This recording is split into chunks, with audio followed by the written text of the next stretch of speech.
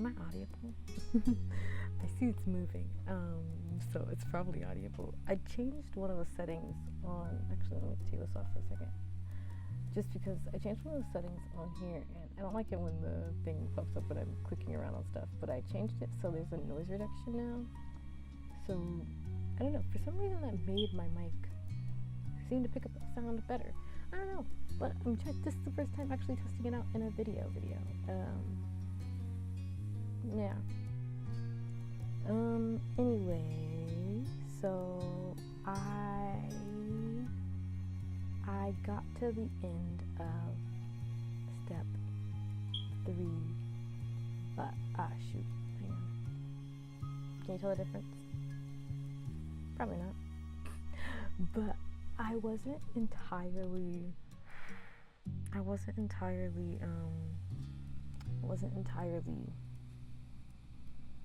satisfied with how I did it because I feel like I didn't talk as much.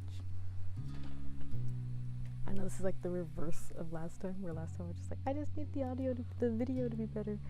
And this time I'm like, I don't think I spoke good. So I'm going to attempt to do it again, and try to talk during it, but I might stop during this. We'll see how this turns out, is what I mean to say. I don't know how much time I have to do this anyway.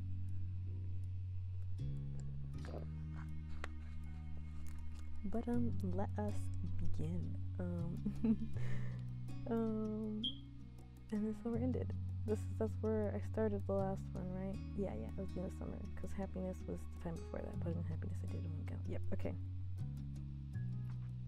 And then summer ended.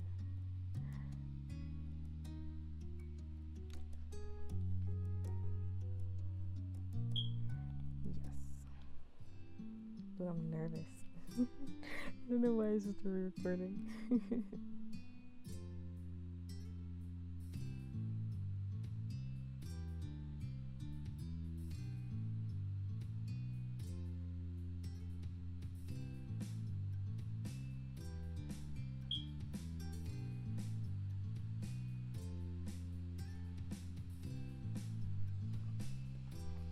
Sorry, already this is like a real stream.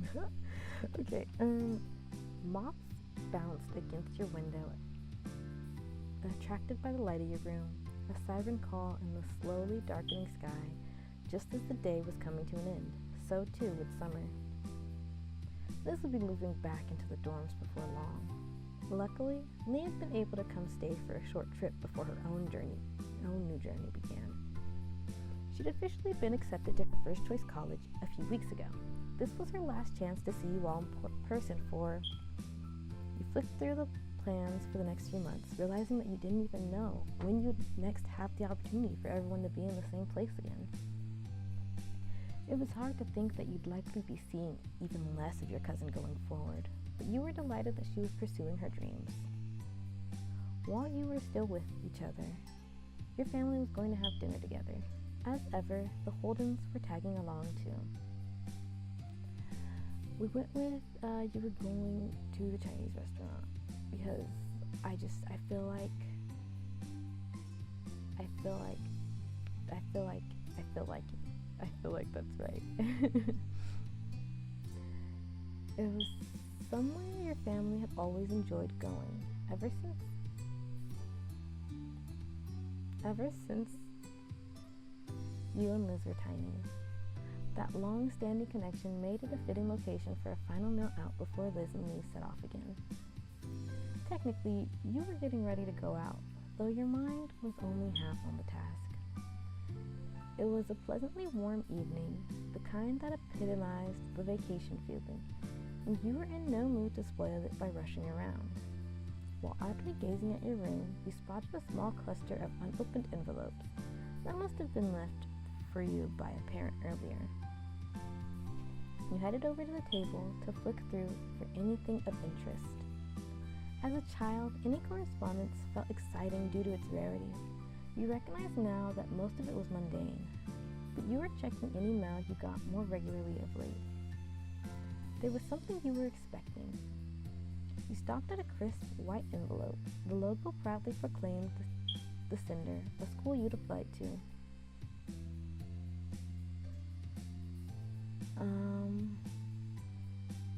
I didn't even read those options. You took a deep breath and read it. You opened it instantly. You hesitated, worried by the possibility of bad news. And I believe we said you took a deep breath and read it, because I think that's the kind of person Ty is, that he's like, brace yourself, do the thing. Brace yourself, do the thing. If it's like more emotionally taxing. Otherwise, he's just going to jump into it, probably, if it's something more silly. And depending on the circumstances. Depending on the circumstance, he could be any of these. But since it's the letter, I think it's this one. I think it's just, brace yourself, do the thing. The next step would take nerve. You closed your eyes as you breathed deep, the air slipping through your lips as you opened your eyes once more. You pulled apart the glued flap on the front of the envelope and extracted the letter. Your eyes darted over the message, brushing past the pleasantries to get to the heart of the matter. The blood pounding in your ears deafened you to the world outside that was contained within these letters. Okay, sorry. Your heart skidded to a halt as you read your verdict. You'd been accepted. You were ecstatic, you were relieved, you could hardly believe it.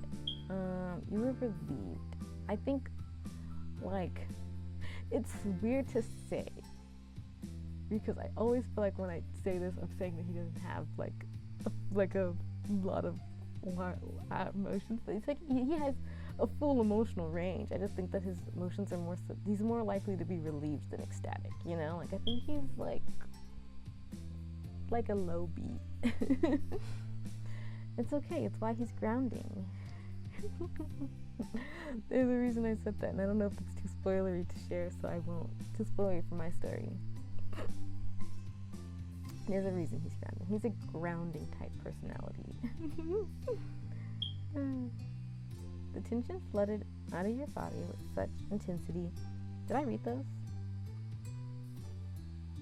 I did read these. You're ecstatic, you were relieved, you could hardly believe it. Yeah, okay. Sorry, you're relieved. The tension flooded out of your body with such intensity that you needed to slump against the wall for support. You had to tell your family right away. You'd make an announcement at dinner. You wanted to keep this news to yourself for now. You wanted Code to be the first to know. Okay, so I was actually between these two when I played it, because I don't think Ty's a very center of attention type person. But I do think that it makes sense for him to tell his family, like, important things. I just don't know how quickly he tells them, because I think about my story. I mean, like, okay. The thing is, this is like academics. I don't know how that plays into it. Once again, our life reminding me how much more work I need to put into my world and my characters. Because, like, he has a family, you know? But how involved they are in his story is a little, like, his parents are less involved than his sister is. Like, his sister knows exactly what's going on with him, pretty much. Meanwhile, he like, his parents don't fully know. Like, they know, like, when he goes to hang out with his friends and stuff. But it's like the plot. They don't know the plot. It's just like, there's this scene in my head that I remember from one of the versions I wrote that's like where it kind of is like told to them, well, to the mom, but it was like in such a minor way. Like, it's just kind of brushed over for that. But like, it's because it's more about this, like, there's more about Ty feeling better than what the plot is. But it is like where at least his mom finds out. But it's a fun scene. It's a fun scene. It's his Ty, his sister, and then his mom. Their mom. Her mom. Their mom. Anyway, the two of them. I gotta do more family building, is what this is reminding me. Anyways, I think he's kind of a family person, so I think he would tell his family right away. I just don't know that he would rush to do it. But then again, I also, as I was saying in my stream, I don't know exactly how this feels, because I didn't go to college in the traditional sense. Like, I went to college. I have my associate's degree, but I started college in high school. So it was when I graduated high school, I just had like a couple semesters left of college, and I went to a community college anyway. So like, I don't know, this is like hard for me to imagine. Like, I get it, I've seen it in other things, but I haven't experienced it. And so it's hard for me to imagine how Ty would be about it, because I also think I'm also like not even 100% sure Ty goes to college. He might, because I went to community college for film, so he gets to go to college for film, and I kind of wish I went to a 4-year. And I know I still can, but I don't want to unless I get to also do an internship on the side, because a lot of the internships are like, you have to be a junior or senior in college. And I'm like, oh, I could be a junior or senior in college. But when I was going to apply, everything shut down, you know. Quarantine. Anyway, you tore down the stairs, your feet barely touching the ground as you leapt from one step to the next. Your arrival, which compensated for excessive speed by creating a riot of noise, caught Mom's attention. Someone's hungry. Her eyes were twinkling, amused as she let you catch your breath. So, what's the rush for? I got into college. Mom whooped, holding out a hand for a high five. You're fantastic! Nice, Tyrone. The commotion had summoned the other women from various corners of the house. Liz looked up from her book, grinning, as Lee hurried over. Ma slipped in from the side, wrapping an arm around your shoulders and squeezing you close. Good job. That's wonderful, sweetie. Hey, let me in on the hug. She wrapped her arms around you both without waiting for an invitation. Liz, her book neatly abandoned on the floor, tapped her hands in applause as she walked up to you. Good job, Ty. Lee didn't hide her excitement. Good job, Ty. I don't know if I read that right. Anyway, openly jumping for joy as she treated you to thunderous applause. Seriously? It's amazing. You're gonna be amazing. That's nice. You shouldn't just stand there. Yeah, there's room for everyone. Your mom slipped in the hug, both keeping an arm around you as they held each up. They each held out another to invite Liz and Lee in. Giggling, Lee dove into the hug. Liz rolled her eyes, but allowed herself to be beckoned into the group hug. Your mom squeezed everyone together tightly. Mom's long hair brushed against your face as she turned to check the clock. Let's go. We can take this party on the road. We've got to head out for dinner soon. Nodding, you were aware that your attempts to finish getting ready had been cast aside in favor of congratulating you. I have to do a couple more things first. It won't take long. You hurried back upstairs. The getting ready to go out was the issue at hand. You couldn't stop your thoughts from drifting back to the future. Your mind was buzzing over the news you'd received and everything that would soon unfurl. Everyone piled into the car. While it was marketed as being suitable to hold 5 people, in practice it made for a very tight fit. Your mom sitting in the front were fine. You, Liz, and Lee were squished into the back. Lee in the middle, wedged between you and your sister. But Mom was an excellent timekeeper. Thanks to her efforts, you pulled up near the restaurant on time. The process of getting out of the car was slightly easier than squeezing into it, with much less coordination required to release seatbelts than to secure them. You gave Lee a hand as she clambered out from the middle seat, then headed into the building as a group. A waiter greeted you as you entered. Mom let him know how many of you there would be in total, and he went to arrange a table that met your needs. He returned promptly to guide you to your seats.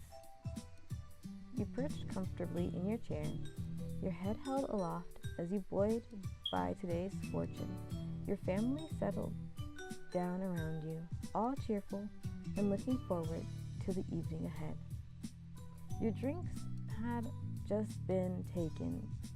Your drink order had just been taken when the Holdens came through the door. They were pointed in your direction. though with Mom waving an arm in the air, it was hardly necessary. Cove and Mr. Holden came to join you at the table. As greetings were being exchanged, Cove took a seat opposite to you. It had been left empty by an unspoken acknowledgement that you and Cove would be wanting to sit together. Mr. Holden sat beside him. Hi! It's great to see you. I'm glad you could make it. Hello, everyone. You wouldn't believe how hungry I am. I see. You came to the right place, then. There was some laughter, though Liz groaned playfully, shaking her head at Mom's sense of humor.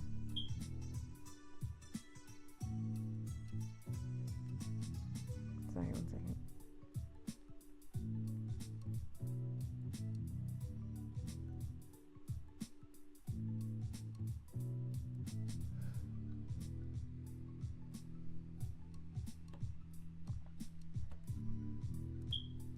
Growing up, she'd have complained, and Mom would have responded by making another comment.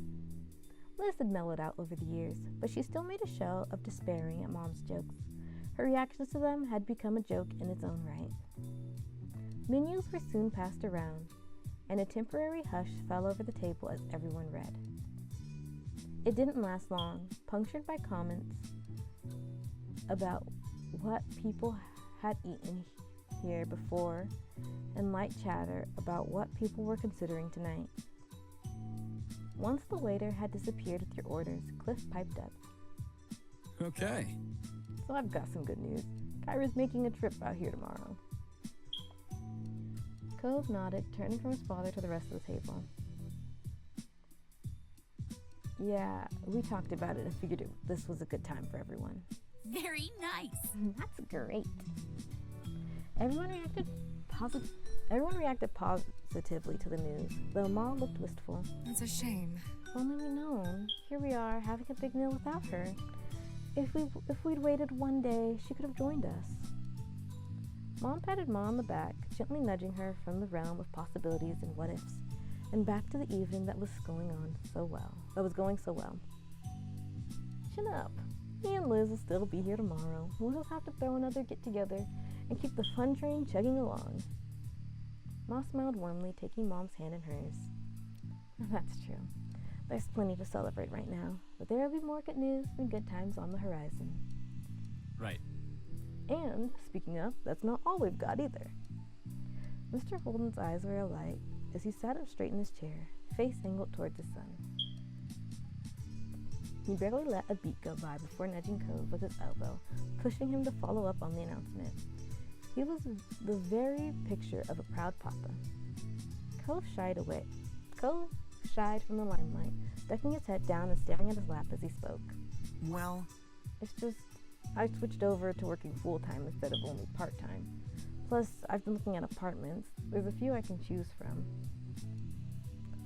He flicked his gaze up at everyone around the table, a smile creeping over his face. I'll be pretty busy going forward. Apartments. He was moving. Cove was going to move out of his dad's house. After 10 years, he wasn't going to be your neighbor anymore. Mr. Holden gripped one of Cove's shoulders and gave it a low shake. His excitement couldn't be contained. Incredible. Cove's actually going to make it to adulthood. It's a miracle.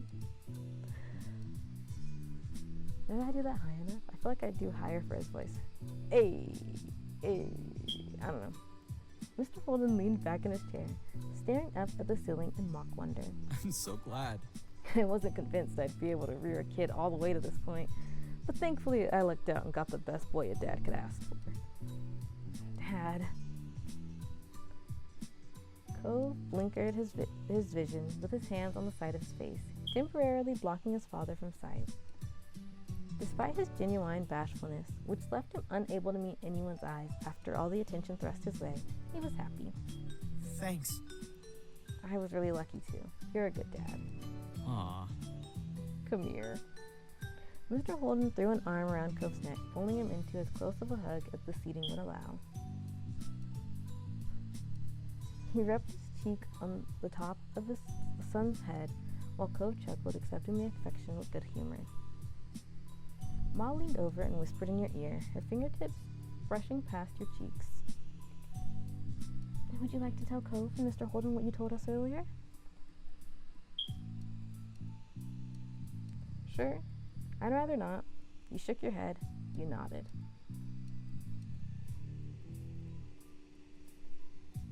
I really don't want to sure. Sure's chill. As the spotlight thrust on Cove dimmed, you decided this was a good time as any to make your own announcement. Can I share some news too? Of course. I got my acceptance letter today. I'll be going to college soon. Like, that is exactly like how I imagined I would say it. Just like, period. I got my acceptance letter. I'll be going to college. Yeah. I think what it is, in part, is I think Ty's more likely to be chill and downplay things about him. Again, like I said, he's a grounding type personality. His energy is like lower. Like, it can bounce up, you know. Like, he's playful, but like, he's a grounding type person. At least that's the goal. That's the plan. That's what I hope people think of him as when they see my story. Though I guess he's more, no, I think, I'm trying to decide if he's grounding for everybody or not, but I think he kind of is. It's just that, like, in slightly different ways. You know, I think he's a grounding type person. So I think he's also a very chill person and downbeat person. You know? So yeah. Mr. Holden gave you a thumbs up. Good kid. Impressive. You're a good kid. The world your oyster. Cove grinned at you from across the table. Seriously? That's amazing. It's incredible. You did it. Congratulations. Thanks. No, seriously, this is really, really big, and you deserve it so much. Looking around at the faces of the company here, you'd been on this journey with everyone for years, seen them falter and grow, and they had watched you go through the same.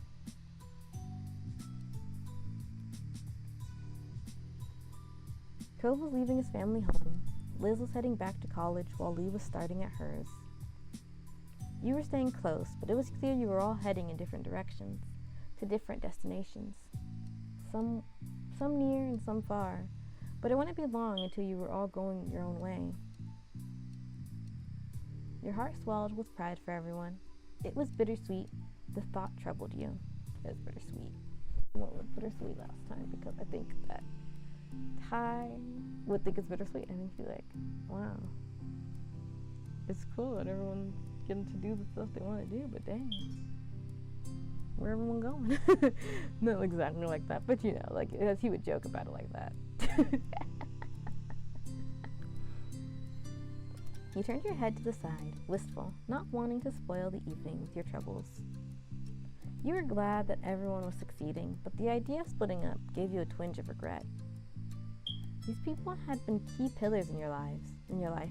Days ahead without them, no matter how bright and shiny, felt a little empty, like a theme park after closing time.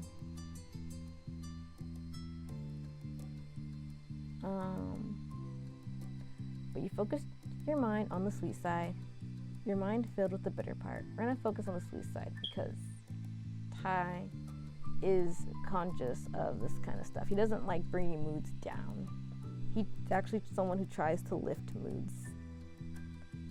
Like, actively tries. Like, I think, sorry, this is like going into a little bit of like character psychology for my character. Not psychology, I don't know. But anyways, I think Ty actively tries to lighten moods while Ryan naturally lightens moods. And I think that's their difference, is that I think Ryan doesn't think as much on it. He's just like genuinely like always like a positive source of energy. Hint, hint as to what he's supposed to represent. But I think because they're both caring people, it's just like it comes off differently, because I think for starters, Ryan is very much a people person, very much is friends with everyone. You know, like, it's, as I said, like, Ty is friendly, but he's not everyone's friend. I think Ryan is literally everyone's friend. And that's the difference. And like Ryan's fun because he is the kind of person who just compliments to compliment. Like, his compliments don't always mean that he's got a motive. He's just like just gonna say that if it came to his mind, he might just tell you it.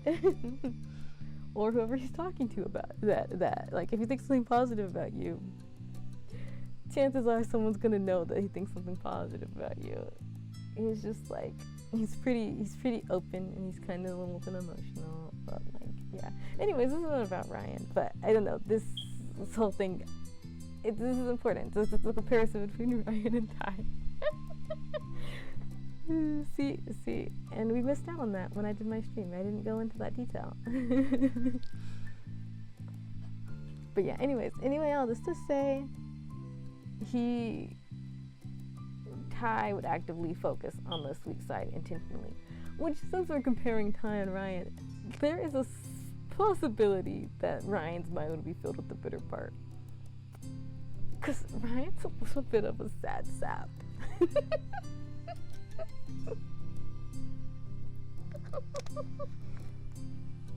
One day I gotta probably play this game as Ryan. One of these games is Ryan. Because Ryan, I talk about Ryan quite a bit, but then I go and don't give you anything. But I feel like Ryan's gonna be hard to play as, not because he's so nice, but because he's also flirty. And I'm not. But anyways, yeah. That's the difference between Ryan and Ty and Ryan. Yep, that's their nicknames. Ty and Ryan.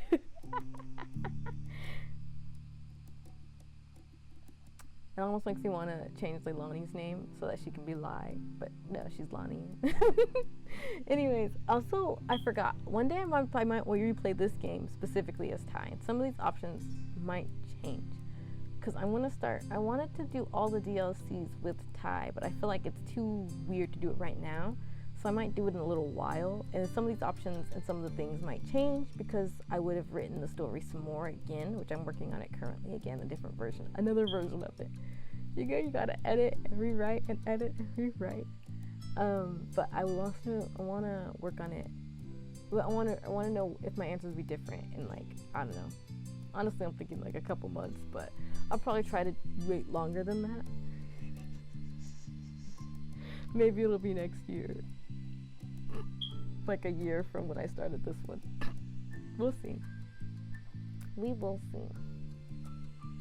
But I do want to play it again as Ty at some point, because I didn't get to I don't think we did it to the full capacity because I didn't have the DLCs at the time. However, I also think that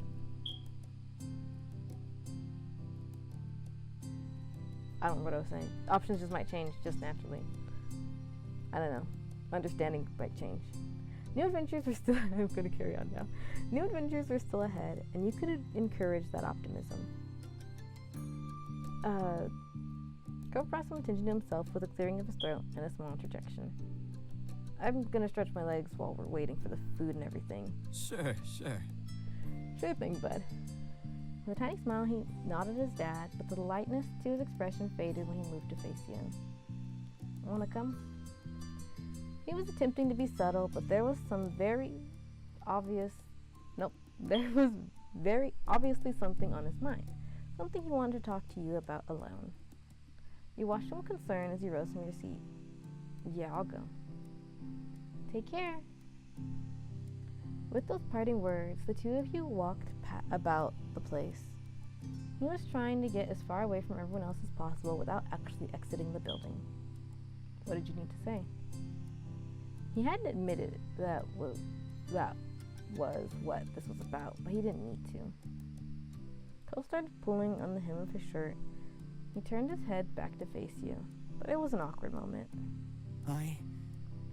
Well, I wanted to talk to you one-on-one about all this. You know, my work, moving. I mean, it was coming before, but now it's pretty much here. Yeah, it's exciting. Cove stopped picking at his shirt and seemed to respond well to that response. He was relieved you weren't upset about it. I'm glad you think so. But then he looked down and his brows furrowed. You saw his hand shift away from his clothes to instead rub at his arm. Are you looking forward to it? I am. I mean... Well, I'm trying to be.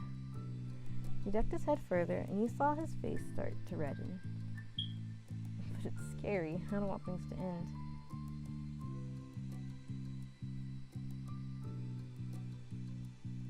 That's such a funny joke. To me. It's funny to me. Look, we're going to choose a safe. We're going to choose this area because here's the thing. I'm a little worried about how Cove turns out in the future. I haven't quite seen him yet. But I don't use the Cove creator. But I might change my mind. But also I'm curious about how some of these stuff goes. So I'm just going to save them for now and come back to this later probably. But anyways, let me read these options. I don't think I did. Come on, you don't need to worry. You're going to do great things. So, you're saying you're going to dress up as the future for Halloween? Which is funny. I should see what that is. But for now, I'll carry on. I'm trying to stick with the options I chose on stream. But I chose a lot of them faster because I got nervous. It may be scary now, but it'll be worth it. Also because I feel like Ty is less of a you're gonna do things and more of a like here's some comfort type communicator, and that's why I chose that one over the you're gonna do great things.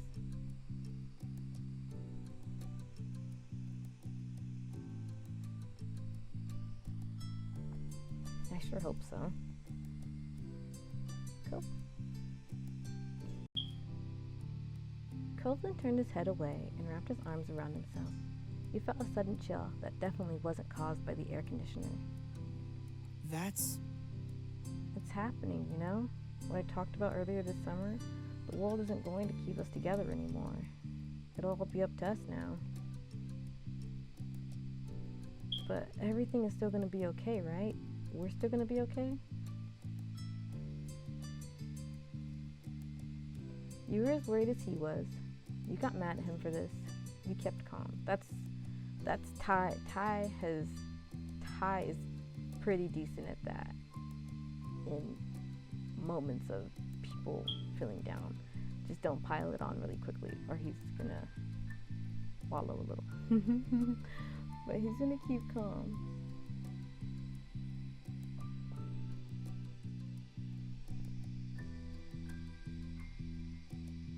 You understood his concern. It was definitely hard to imagine what would happen. However, you didn't let yourself get upset.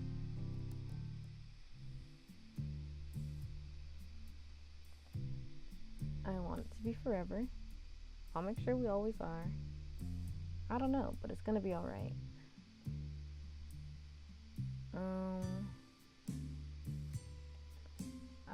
Sorry. Oh yeah. Yeah. Okay, so the reason I chose this one when I played on stream is because I feel like this feels more comforting to Ty, because he's saying clearly, I'm going to make the effort to make sure that things will be fine. Because like with this one, I want it to be forever. It's like a want. And with this one, it starts with I don't know. And I don't know that Ty would say I don't know when trying to comfort someone. I mean, he might, but I have one very specific scene in my head when I reference Ty and comforting someone. And it was a different situation. It's a very specific situation, but it always is like what I use to color my view of how he comforts. At least how he comforts, period, but kind of also how he should go about comforting when it comes to Cove, because So like, I'm trying to decide what detail to say, because if I say both details, it'll be a little spoilery. Because I feel like the character is a little bit similar to Cope at times. Not fully, but there are aspects that I think are pretty similar about them. Yeah, and that's my story, and I'm sticking to it. So we'll go with this one. Cause like it's weird, because part of me feels like it could be this one, but I don't know. The I don't know really makes me hesitate on it. So I've got to go with this one. Cause also, like I said, he's saying that he's making the effort, and I think Ty would want to. Go at it. You're going to keep things up. There was no way you were going to let this fall down the wayside. Cove laughed with a delicate smile on his face. Okay, you win. I want to prepare myself for the horrifying unknown, but you're kind of giving me no choice but to be optimistic here. His eyes sparkled at mischief. Strong armor. That's right. Oh no, I can't believe you're being forced to have hope about life. I'm happy to hear that. You're welcome. He snickered. Which is a Ty thing to do. He might laugh at something like that. But also, like, I think a combination of 1, 2, and 5 are kind of Ty. And I went with this one because Ty's a jokester. He likes the jokes, and he likes to poke fun, and he likes to give you just a tiny bit of a hard time if he can. But yeah, this was the one I went, and I thought it was the most fun, and I think it's something that Ty might say.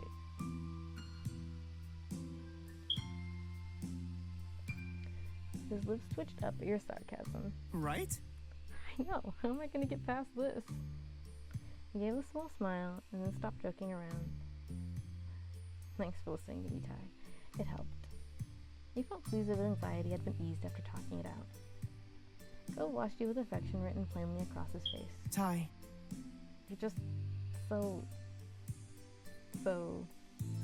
Well, his eyes started to the table full of your family. He was getting uneasy again.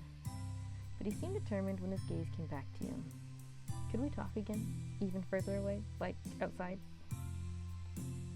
You were intrigued and nodded at his words. We can go. Thanks. It's important to me. With that, you left the restaurant and went out to the sidewalk. A couple of cars drove by on the main street, and then the breeze hit your face. Cole prepared himself to speak his mind. Whatever else he wanted to say after that was trapped in his throat. You watched patiently as his mouth slowly closed moments after nothing else followed. Cove took a breath and then another. His gaze clung onto you, laser focused.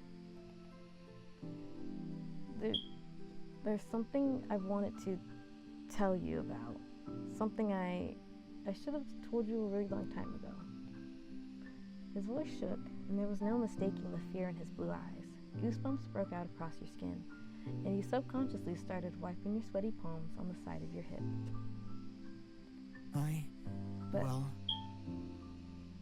Sorry, I cut him off. Sorry, but I also wanted to make sure. Yeah, okay. But I haven't said it. I'm not very good at talking about this. Your chest was sore from how hard your heart was beating. It continued to drum faster and faster. The world around you seemed to slow as you realized Cove was waiting for you to say something.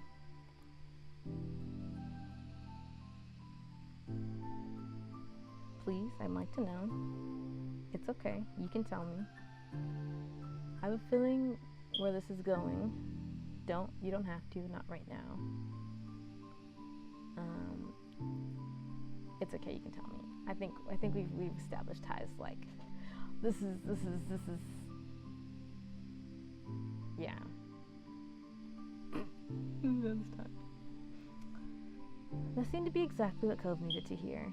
He smiled softly, and you watched his shoulders start to relax. Cove's expression hardened, his hands balled up into fists.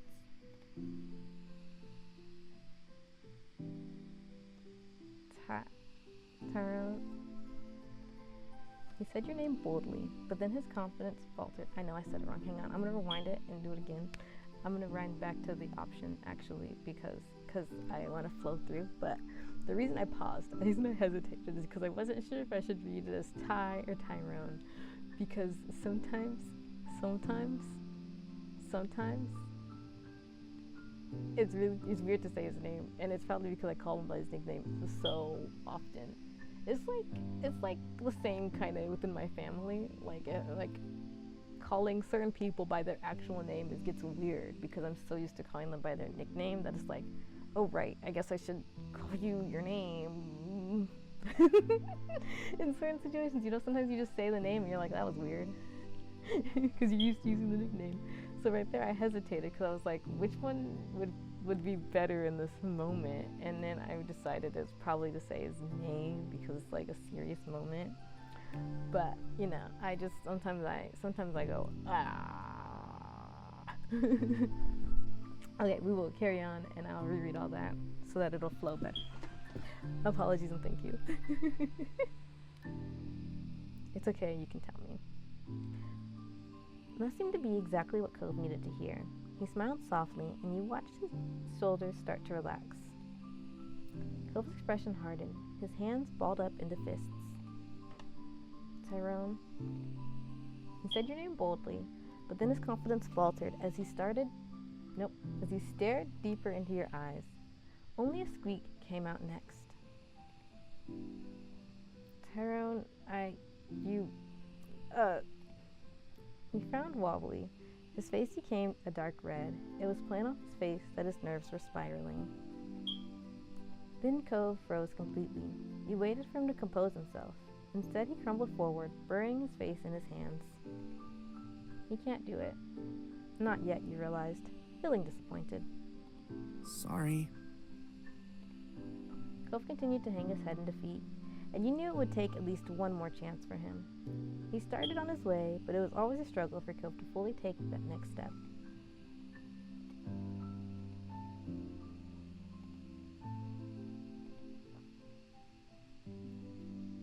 I understand. Well, if this hadn't happened, it would have been weird, right? You gave him a few pats on the back. Exasperated, you sighed. You remained silent.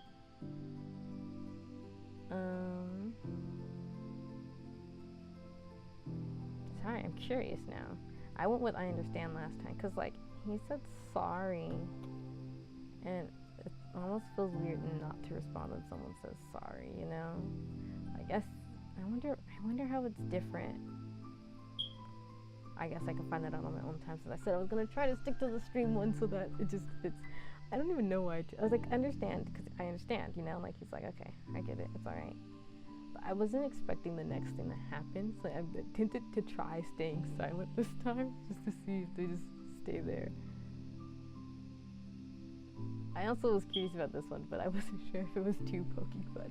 Because the thing about Ty is that he likes to poke fun at his friends, but not if it's going to make them feel that bad. You know what I mean?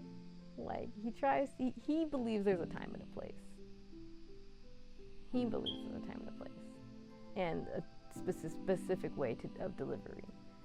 Sometimes, you can little lean on that, the time and place rule, as long as you deliver it right. But I don't think he would say this in this situation. Maybe when they're talking about it later. But at this moment, no. I don't know why I didn't choose this one. You gave him a few pats on the back.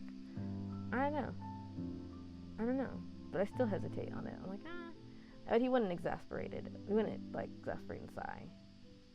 If anything, the closest thing he would do would be to quietly blow out, air. Not, as a sigh, but, because he'd been holding his breath.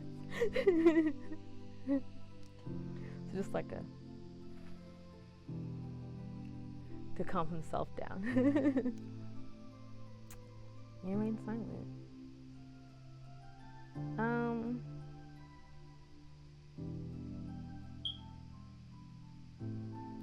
we're gonna stick to it. We're gonna stick to it. You try not to give away the disappointment in your voice. Cove didn't react at all. Seriously, it's okay. Awkwardly, you glanced back at the restaurant for a moment, finally remembering what had originally brought you to this place. We should probably go back inside, right? We've been out here a while. Cove continued to hide his face, and you just barely caught his meek nod. Miles better than nothing. You started making your way over to the restaurant door. Within moments, you realized that you could only hear the sound of your own footsteps on the pavement. You stopped and turned, seeing Cove standing in the same spot and position. Cove. Slowly, he lifted his head out of his hands. From a distance, you couldn't quite make out his expression. No, I can't. I'm not doing this. Finally, he moved. He approached you at a brisk, stumbling bit. Finally, he moved. He approached you at a brisk pace, stumbling a bit. And when he got close enough, Cove dropped his hands on your shoulder. The determination had returned to his features, and he leaned his head down to look at you in the eye. I'm always like this. I panic, and I quit partway through. His voice shook a bit at the beginning, but as he lowered to a hushed tone, it evened out. A shiver shot down your spine as you watched tears well up in his eyes. I'm so scared of things changing and new stuff happening, and just everything you have to deal with living a life. His voice cracked as he continued, though it didn't halt.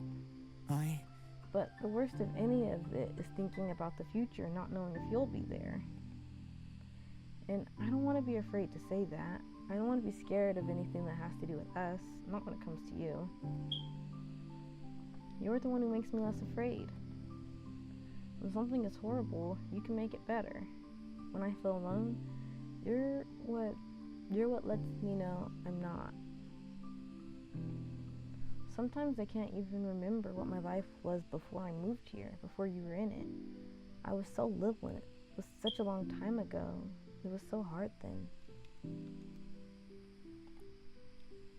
But I do remember those days when we were just kids running around the neighborhood. It was like my life had started over. It was a new beginning, and nothing feels more right than you being there. Not just back then, but always.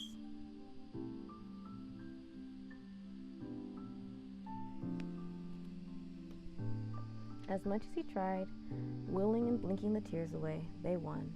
Big tears bubbled and burst from his eyes, and they ran down his cheeks. Ty.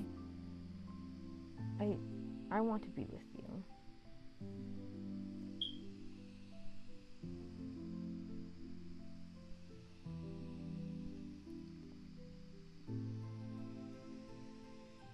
I'm still here.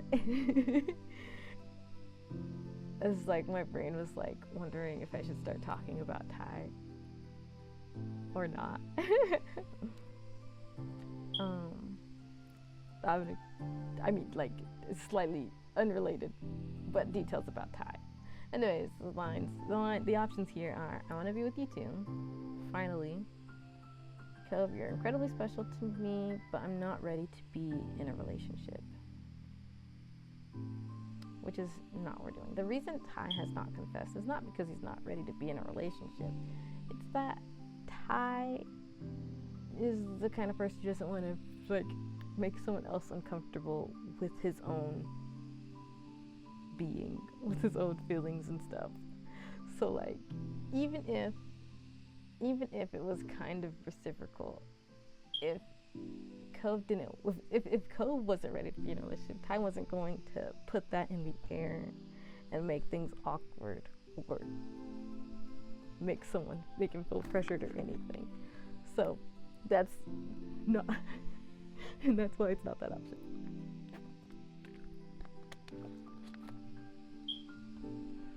I don't know. I feel like finally is too.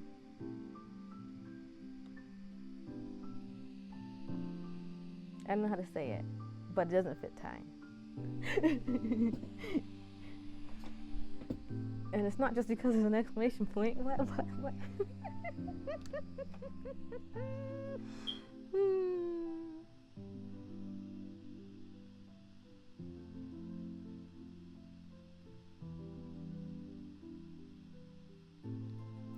Give me 2 seconds.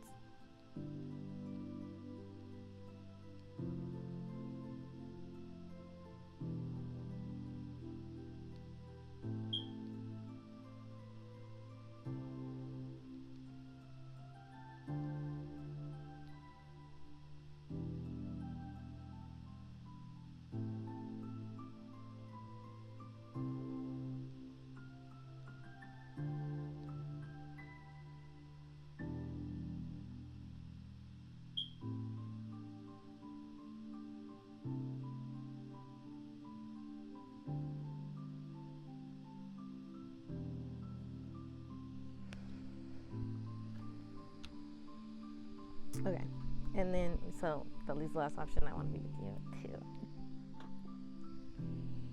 Which I think if someone else confessed to Ty, he would be able to tell them that.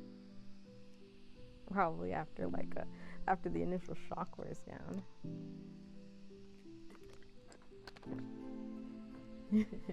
I don't know how to better say it, but it's like funny because I think Ty is someone who does like get embarrassed and feel emotional and stuff, but like he's really good at keeping that inside. Like you don't know just how much he feels.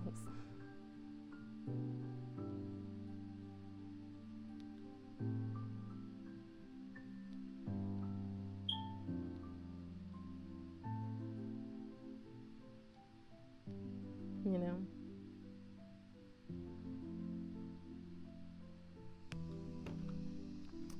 Okay. Carrying on. I apologize. This really is like a real stream. No, normally I have my phone on Do Not Disturb, but this is important, so I have to have it on. It's just on vibrate, but yeah. Anyway. So there we go. It's this one. The words came out completely naturally. Your mouth pulled into a beaming smile that made you feel like it had a high chance of becoming permanent.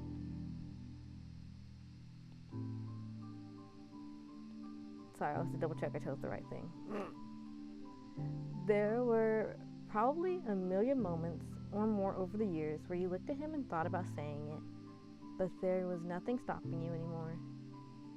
You loved him, and now you knew, beyond a shadow of a doubt, that Cove actually felt the same way about you. Cove's eyes widened, his breath hitched. You could feel his hands on your shoulders begin to tremble.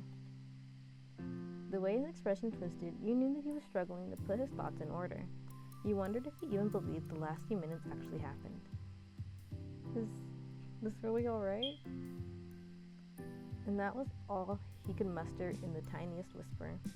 But you knew the weight of those words. You had a long history, and this would change things. Your head tilted towards him as you stared at him fondly, feeling your skin burn hot and your heart beat a mile a minute in your chest. Of course it is.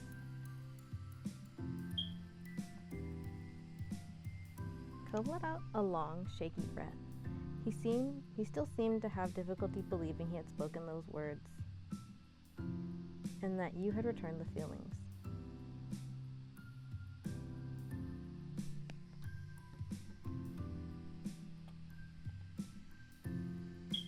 Ty, if you want...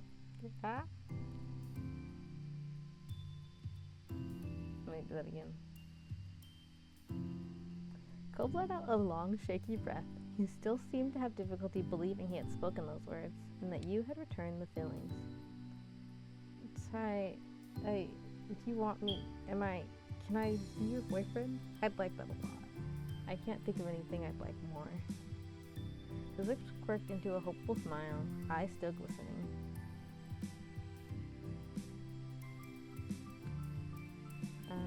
You can, because I want to be your boyfriend.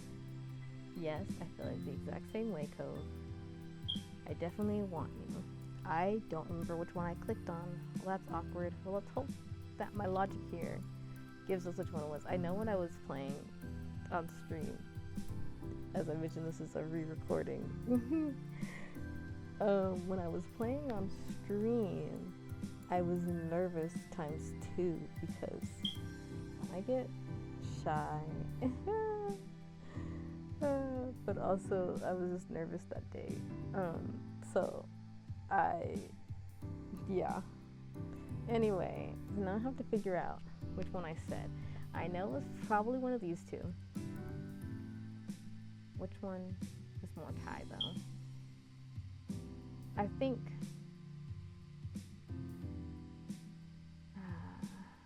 shoot. I genuinely don't know. Hang on, give me a second. Oh, I don't have it open. I thought maybe I could just check. I probably actually can.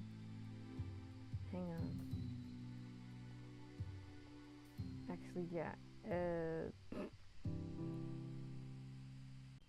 I had a feeling which one it was, and I was correct. So it's this one. Why? Why this one over this one? I feel like. Well, okay, so I know that sometimes the colors mean like direct, responsive, indirect. This is with an indirect, because it doesn't actually answer his question, but I feel like this feels more responsive to Thai, because it's like answering. I see how it is direct actually, so yeah, it is that. But like, I don't know. I feel like Thai might say that. I feel like it's the phrasing. I don't know why. I'm not entirely sure that he would say. Anyways, it's this one. Alright, and this one. And then that one.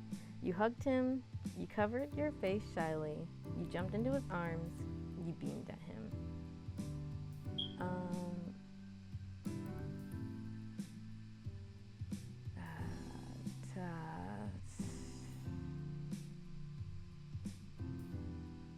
Okay, so this is, let me see, hang on. Yeah, okay, sorry, I want to double check. I'm at the point where I'm like, and do I trust that I will do it right? Not anymore, because this part, I kind of zoomed a little bit. Just a little bit. I zoomed just a tidbit. So you hugged him, you covered your face shyly, you jumped into his arms, you beamed at him. Yeah, I think Ty's the kind of person who likes to act like he's bold, and then he's not, though. So, you know, he very clearly said that, and then hid.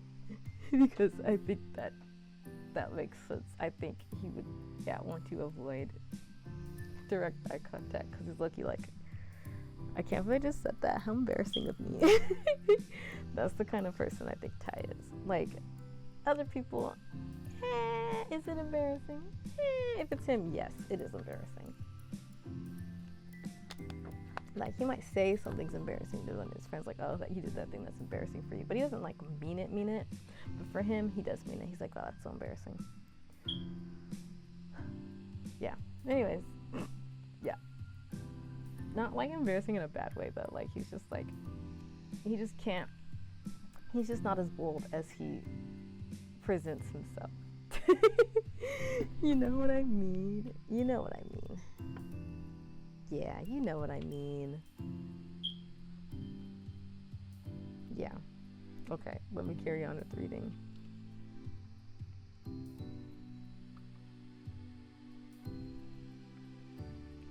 You couldn't bear to look at him. Your fingers came over your eyes almost unconsciously. You couldn't tell what he was doing, but he chuckled affectionately. His eyes prickled with new tears as he sniffled, but you could recognize equal joy taking over him. You were both happy, together. You were happy, together. You were, oh my gosh, I gotta read the whole part. His eyes prickled with new tears, and he sniffled, but you could recognize equal joy taking over him. You were both happy, together. You were together and happy.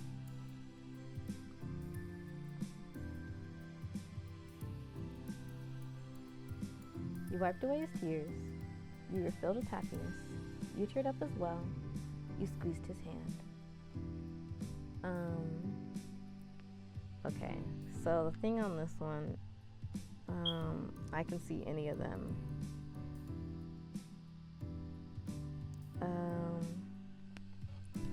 But I think, so I went with this one during the stream.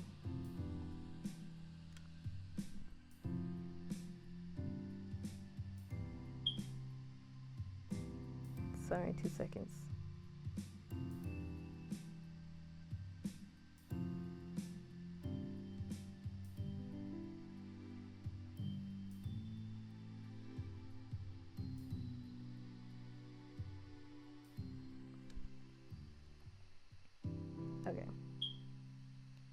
Okay, sorry.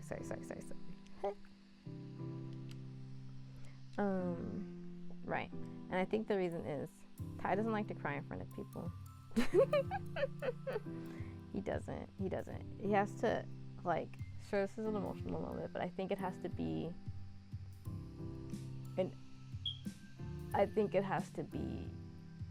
built, like, it has to be, I don't know how to say this. Like, he'd have to want to cry about it multiple times before he actually does, if that makes sense. Like, it's like he might sort of start to tear, but he won't let it happen, and it has to, like, happen enough times that he can't fight it back. And I am saying this based on what happened in my own story. Because again, I think there's only one instance in my story that I can remember Ty actually crying. And he was really embarrassed about it, because he would not have chosen to cry right there if it was up to him. But it's not up to him. But this is up to me. And I think he wouldn't, because he doesn't like to. It's like literally a subconscious like response of sorts. Like, I hope that explained it well. I feel like yes, but also there's no action. And we love a good action. Well, I don't know how to describe it. I feel like this is a yes. Like, this is probably like the secondary option.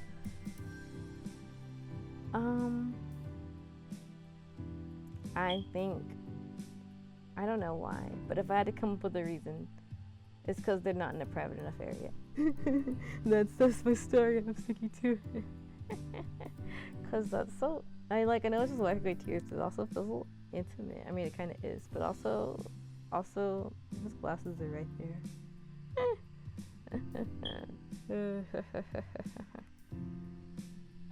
Anyways, what also seems like a less big jump from usual is this one anyway. So anyways, yeah. There we go. There we have it. I've talked out reason for it.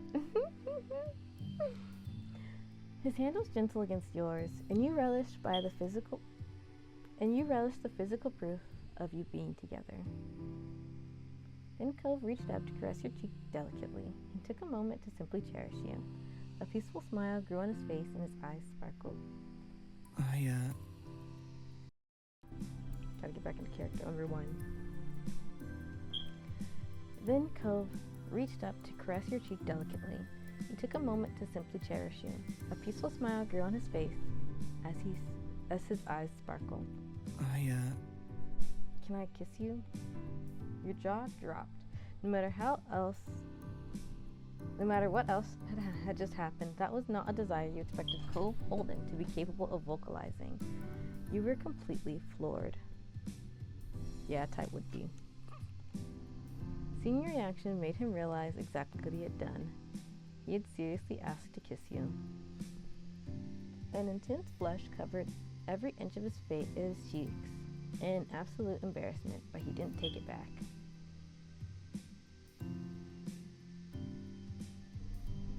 Yes, please do. You nodded shyly. You kissed him. I'm sorry, Cove. You looked away and shook your head no.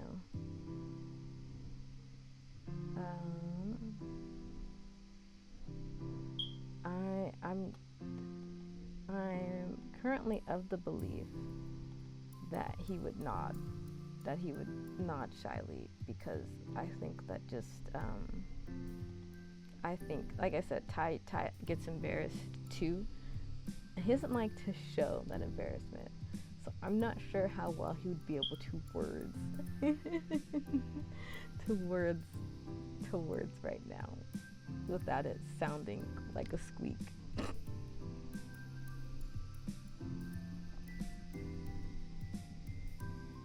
It's so funny because, like, when I play this, Ty is like really passive,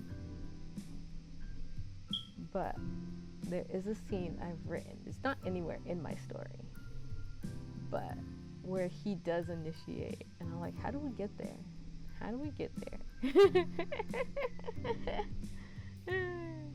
How? Who's more passive? Ty or his other love interest? His love interest in the story. How are these people going to get together? Oh my goodness. Anyways, you nodded shyly. Cove looked bashful but resolute, and brought his face to yours. Within seconds, you were close enough to feel his breath on your face. Your noses brushed together when he paused, giving you another chance to change your mind. You looked at him expectantly, completely sure of this. Not wanting to deny either of you of what you both clearly wanted, you stopped hesitating. Cove kissed you. You returned it without delay. The feeling was blissful and longing. He was absolutely still nervous. You could tell from his shaking hands as he cupped the back of your head. However, he wasn't going to let that stop him. Shyness was secondary to being able to kiss you for as long as he could. There was no denying he'd been hoping for this moment ages before it ever happened. You knew this was right. Cove blinked rapidly when you parted, newly stunned, but it was only with amazement. What happened was shocking and unexpected, but he absolutely wanted to hold on to this new thing between you. He ducked his head with a childish giddiness and peeked at you out of the corner of his eyes. Thanks for giving me a chance to finally get it together and save us.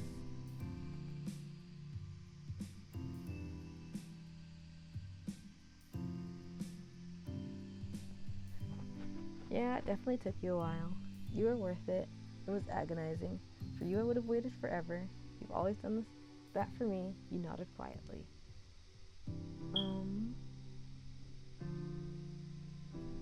I believe I went with this one. This one feels like the most right, besides this one, to be honest, because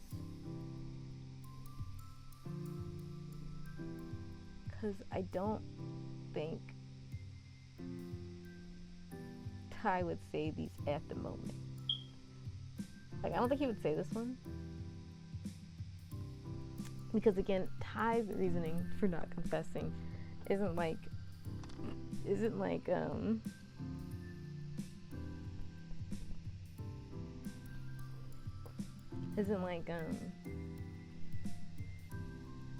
to say this? It's to make sure that it's what Cove wants, you know.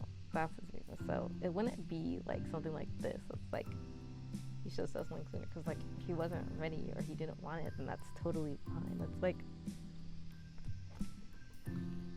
the whole reason it's gone on this long. Like, it's not a problem, you know. And then I think the hesitation on one of these two is that, still, it's like it's the implication of the wait. Like I said, it's not that he was waiting. It's that he didn't want to overstep, in a sense. So I don't think he would fully consider it waiting as much as it's a chance possibility that just happened to fall on their path. Not exactly that, but like, you know, like in a sense, yes, he's waiting, but in the other sense, no, he's not, because he's not like anticipating it to happen. But in this moment, you know, I realize this is about the moment specifically where they were talking on the street. Me over-explaining things I don't need to over-explain. Anyways, which increases stuff, but also it still stays with this one because now that we're talking about specifically on the street, yes, this exactly, because he's always, you know, they're very supportive of each other. If they need a moment, then they give each other that moment. And that is why it's this one. And you can ignore everything else I just said. Not exactly ignore, but like for choosing options, yeah. You see how my brain works? It took me a second to process. And maybe I just processed it incorrectly this time. And I was right the first time. But I don't think so. I think I have it right now. And if any of my rambling didn't make sense right there, I apologize. Anyways, the point is that it's this one because Cove needed time, Ty gave him time, Ty knows Cove would give him time. It's the same. There we go. I'm so great at explaining. Did I turn my mic back on? Okay, I did. Okay. Okay, here we go. Okay. Sorry, let me get back into the scene. You've always done that for me. Ty. We're gonna have to tell everybody about this when we go back, aren't we? I don't think they'll be surprised. He smiled at you with an unabashed preciousness. You figured that even without your history, if anyone caught Cove looking at you like that, it'd be obvious exactly how he felt. His openness of character had some truly delightful benefits. You must have been making an expression equally as affectionate because he began to fluster again. He made some stuttering chuckles and then quieted down, his mouth forcefully staying closed. You both took in a moment to process. After 10 years of being together, you were officially a couple now. After all that, you both finally made it back inside the restaurant. Cove was clearly nervous. Now that you were together, your families were going to have to hear about it. But with you by his side, he continued forward. You could feel eyes on you as you took your place at the table. They didn't wait long to start asking if you were alright and what had happened. It didn't help that Cove's face flushed immediately over the attention. Out of the corner of your eye, you glanced at Cove, and your face betrayed you. It burned red hot with excitement. He was your boyfriend, and that only made your family want to pry more. Cove stilled his nerves and faced the small crowd. Well, the truth is, Ty and I are... Grins are already beginning to appear around the table before he can muster the full explanation. He swallowed hard, stealing a glance at you. A couple now. We're dating, though we haven't gone on a date yet, exactly. It's just, I'm his boyfriend, so, yeah. Cove stopped his rambling there with wide eyes. He waited tensely for a response. Mr. Holden was the first to react, instantly slapping a hand over Cove's shoulder. His other hand smacked against his own chest over his heart.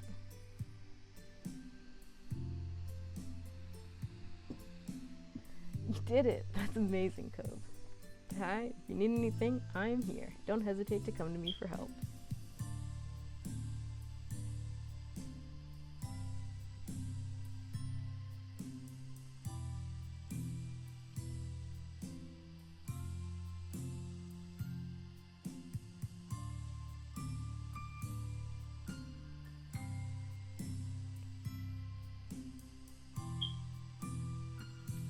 Sorry.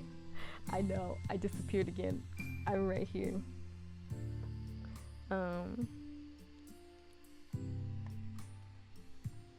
What help?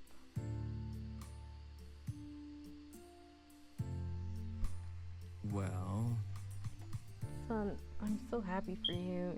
Ty, of course. Just take care of yourselves. This is either heading towards the breakup of a lifetime or a wedding, and I will be there for either. oh my god. Sorry, he says that so quickly.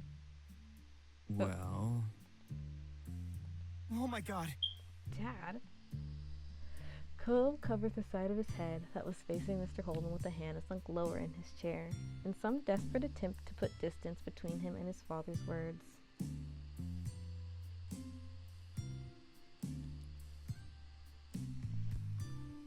Meanwhile, the women in your family all burst into laughter.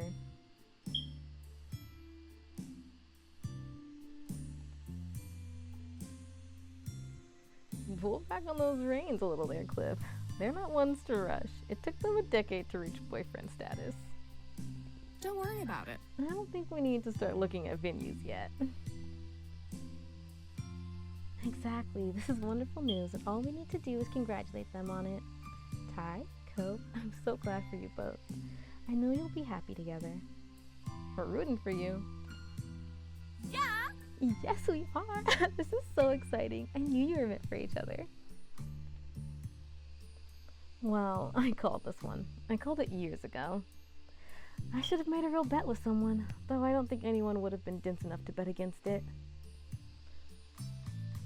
Cope let himself fall forward, sticking himself to the table's surface. There was no getting away from this. Which I think when we played it, when we did the road trip, I think Ty even said, he was like, I mean, I would marry you. Which is so funny. Ty, that was so bold of you, but I think he meant it like, in like a not. It's so funny to like differentiate sometimes, because sometimes there's like intentionally flirty things, and then there's intentionally just like, and there's just like, yeah, I just said it. Not like in a, yeah, well, haha, but like a genuine, like, you know, if it, yeah, like it wouldn't bother me type of sense.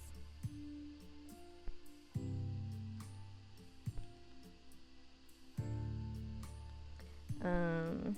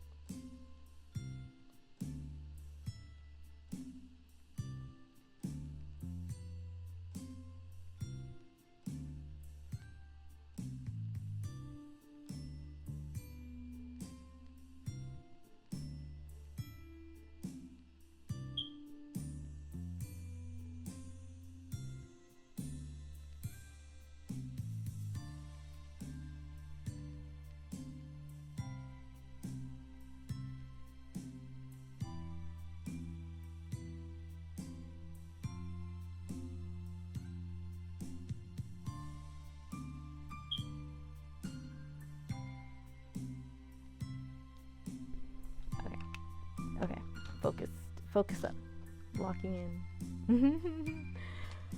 Sorry about that. Okay, you were entirely thrilled with your relationship and the support of it. You joined in the laughter. Your spirits were high, but you felt a little bad for Cove. You couldn't believe how embarrassing this was. You wish they hadn't made a scene in a restaurant. Ty doesn't care about that. Like I said, he gets embarrassed about things about him, but like I don't think he cares about that.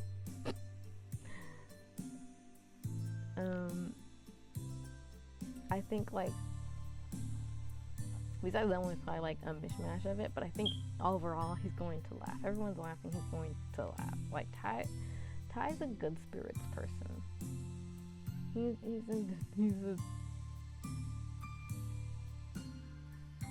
Yeah, I think that's what I said last time too. Cove was as amusing as he was adorable, and you enjoyed the moment. Once the wave of family teasing and cooing passed, You were able to feel grateful for both families' encouragement. It made you happy knowing just how loved you were. Night soon fell after everyone finished their meals, and before you knew it, you were standing in the parking lot saying your goodbyes and packing up the cars to go home. After the last of the chores were done, your family spent some more time together. You then had some extra time and decided to. Okay, listen. The thing about Ty is that, well, should he have checked in with Shiloh? I don't know how close they are. I know, I saw all those scenes, and I was just like, Ty's more likely to reach out to people he's closer to, you know? Like, when he calls his cousin, that's his cousin, they're like besties. They're super close. I don't know how close to say he is with Shiloh, because even though they're friends, he probably still somewhat sees Shiloh more of Liz's friend. Like, they're friends, but like, not. Like, they're friends, but they're not like besties. Which is why I initially chose Relax on Your Own, so I'll leave it there. But also, I think, well, I don't know how long it is. Okay, well, we'll go a little longer, and then maybe I'll have to break this into parts. We'll see. But if I break this into parts, am I gonna have to edit it together? In case I do, let me just make it like this so I can just cut it all out, and it'll just like. The rest of your night felt like it was going by in a blink of an eye, and somehow the time came to retire to your room to sleep. You pulled your covers up under your chin and settled down for the night, getting warm and cozy. As your head sank into your pillow and you closed your eyes, your mind drifted back to everything that had happened that day. You could see it all now behind your eyelids, as though you were experiencing it all over again. And then the image of Cove popped into your head, and you smiled softly to yourself.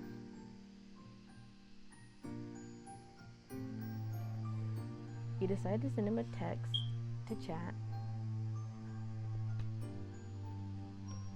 You texted him to come over. You wanted to sneak out to his room. You were feeling tired, so you snuggled deeper into your bed. Now, so the thing is, we've talked about how passive Ty is, and that's like why we're not gonna, like, I think he would consider these things. Like, I'm not going to lie and say that he wouldn't, especially with how close in proximity they live. But Ty's also kind of a person who doesn't want to bother other people. So I think he would start off with texting and seeing where that goes.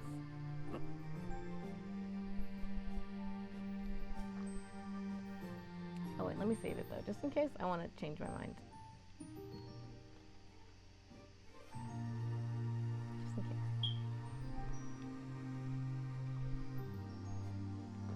Like, Ty is the least likely to ask someone to come over and the least likely to,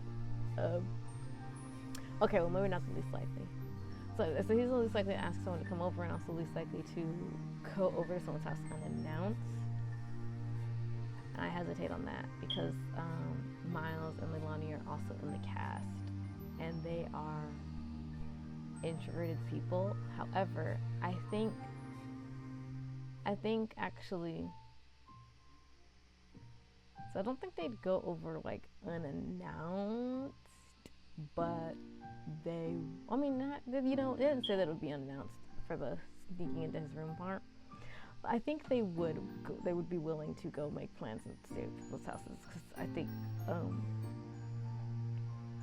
think Miles is not super likely to invite people over, but would want to hang out with people when they're close.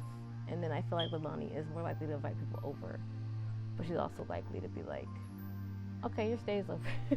No, this is like a side note on Leilani now.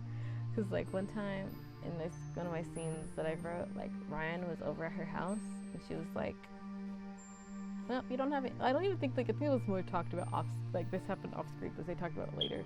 But, like, she basically was like, you don't have clothes here, so go home.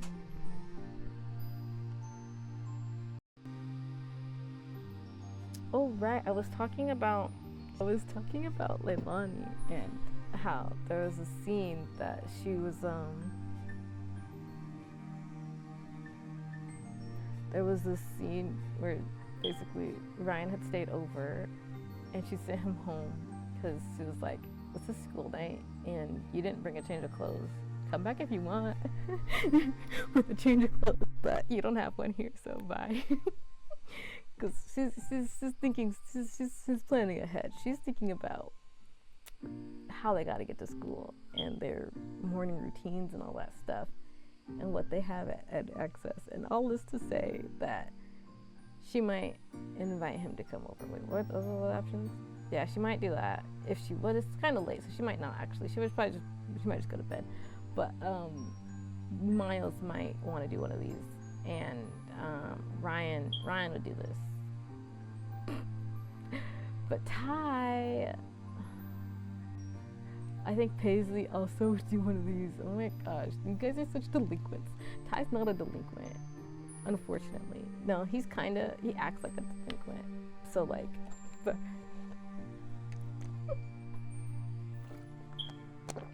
I don't know how to say this. I'm making fun of my characters, okay?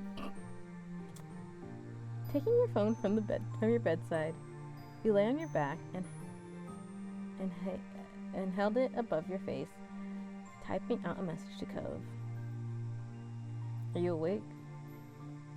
He didn't reply, and you let out a defeated sigh as you locked your phone screen and let your arms fall back down. You must have fallen asleep. Suddenly, your phone buzzed in your hand, and you scrambled to check the message that had come through. It was Cove. Yeah, what's going on?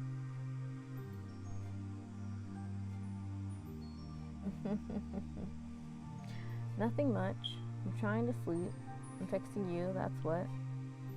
Smiley face. I'm gonna save this one. I might just rewind. I'm curious about the smiley face. Hang on, that's not what I did in the original stream. What are you doing? Okay, let me go back, because I gotta stick to which one I did. I'm texting you, that's what. What are you doing?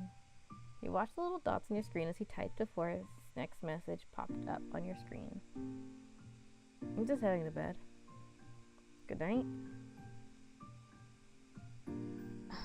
See, this is the one that trips me up, because I'm like, I want to choose one of these, but also I think Ty is like, she doesn't like asking for things.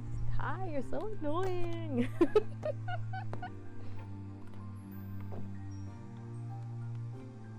I said I would keep it a stream. I gotta do is believe in my heart of hearts that when I replay this entire game as Ty again, the options will change. Maybe later I'll decide he can't ask. I'm thinking like maybe he can, but I'm thinking that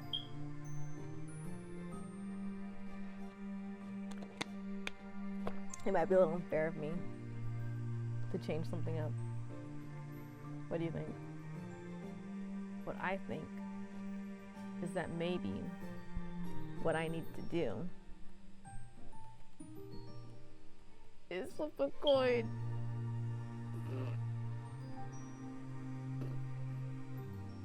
Can you ask coin? Oh, the coin said no. The coin said no. The coin's mean to me. Okay, so he said goodnight. Oh, so boring. Thanks, Ty.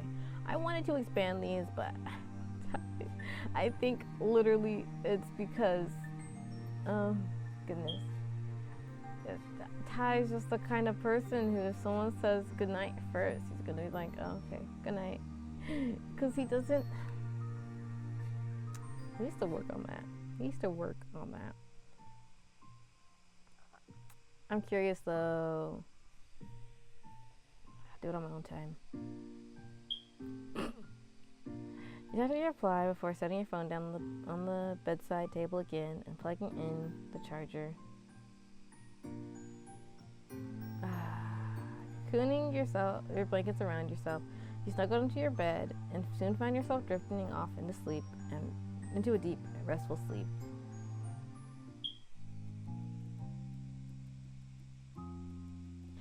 I might stop. How long have I been doing this? Not very long, actually. It's only been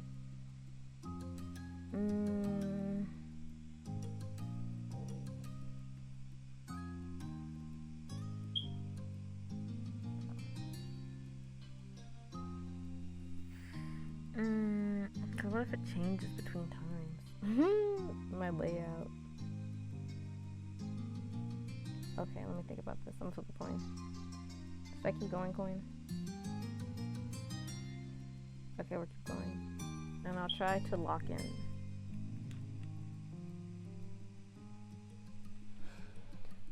Okay. The next morning you woke slowly from a comfortable dream, finding yourself safe and warm and tucked up in bed. With a small stretch, you opened your eyes to the sun shining in through the window. After waking up a little more and getting ready, you headed downstairs to find your family all gathered around the kitchen area. Good morning. You greeted them all, receiving a chorus of good mornings back in return. You nodded in acknowledgement as you headed into the kitchen to find some breakfast. A knock at the front door caught your attention, and curiosity pulled you to follow several steps behind Mom as she went to answer it. Cove was waiting there with both of his parents. Morning. Hello. Hi there. Surprised at the sight, Mom paused a moment, and then she pulled Kyra into a big hug. Meanwhile, you approached the doorway and flashed a small smile at Cove. Kyra, it's been too long. I know, time's been flying. Kyra's gaze slid over to you. She waved. Hey, yeah. Hi there, Tyrone. Hey, welcome back. She waved first, so you might wave. You waved, you smiled, you hugged her. We're gonna go with the wave. Kyra chuckled at your small wave. I'm glad to be back. Enough standing around out there. Come on in. Mom moved aside to usher the group in and guided them into the living room. Before anyone could get settled in, Mom spoke up. You're all welcome to stay for breakfast. We still have some great spices and stuff in the farmer's market. Of course. Yes, we'd be thrilled to host you. There were eager nods from Mr. Holden and Kyra, but Cove looked around the room, filled with familiar faces before speaking up. Maybe instead of staying here, why don't we go to the beach? A scenic picnic, eh? Mr. Holden crossed his arms and contemplated that idea happily. Excited, Kyra clapped her hands together. Yeah! Oh, we could really make a day out of it. Might as well enjoy the ocean while we can. That sounds lovely, Cove. Everyone else put in their own agreement with Cove's suggestion. Before long, both families dispersed, getting everything ready. Sandwiches had to be made, water, sunscreen, towels, and more needed to be gathered and packed. An hour later, both your family and Cove's were walking down the old path to the beach.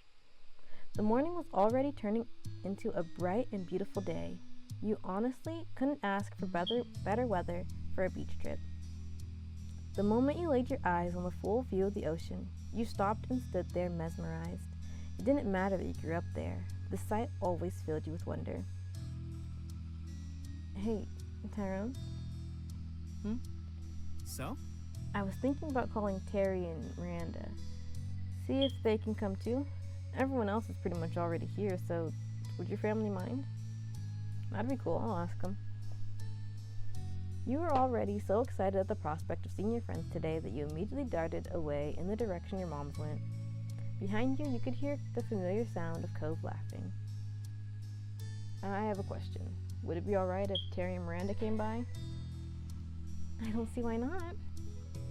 Mom looked to Mom to see what she thought, and she nodded in agreement, and then Mom then shot a glance over at Mr. Holden and Kyra, knowing they had likely heard everything. You alright with that? Cliff, Kyra, what do you two think?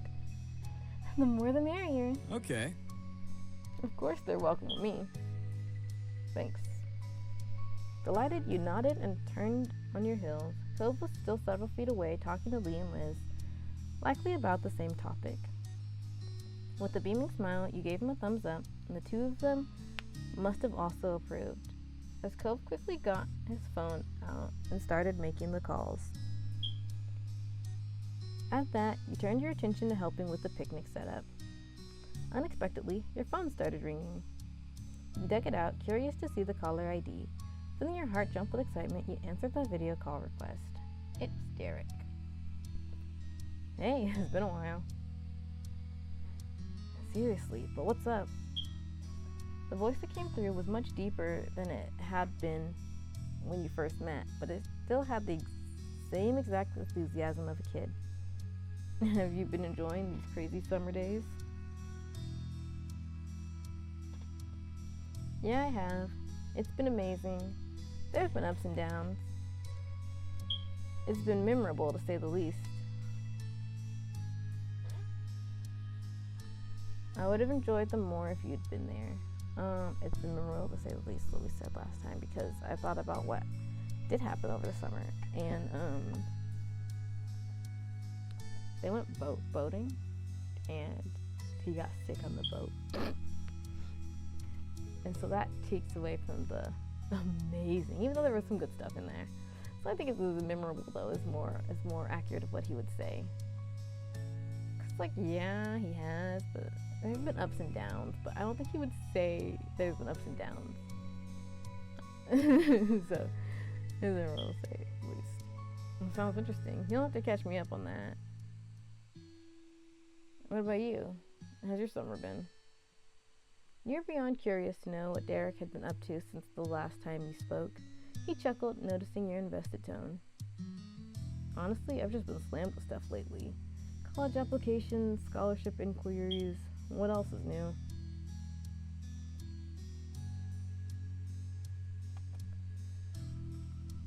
I bet you're even more toned than the last time I saw you, he joked.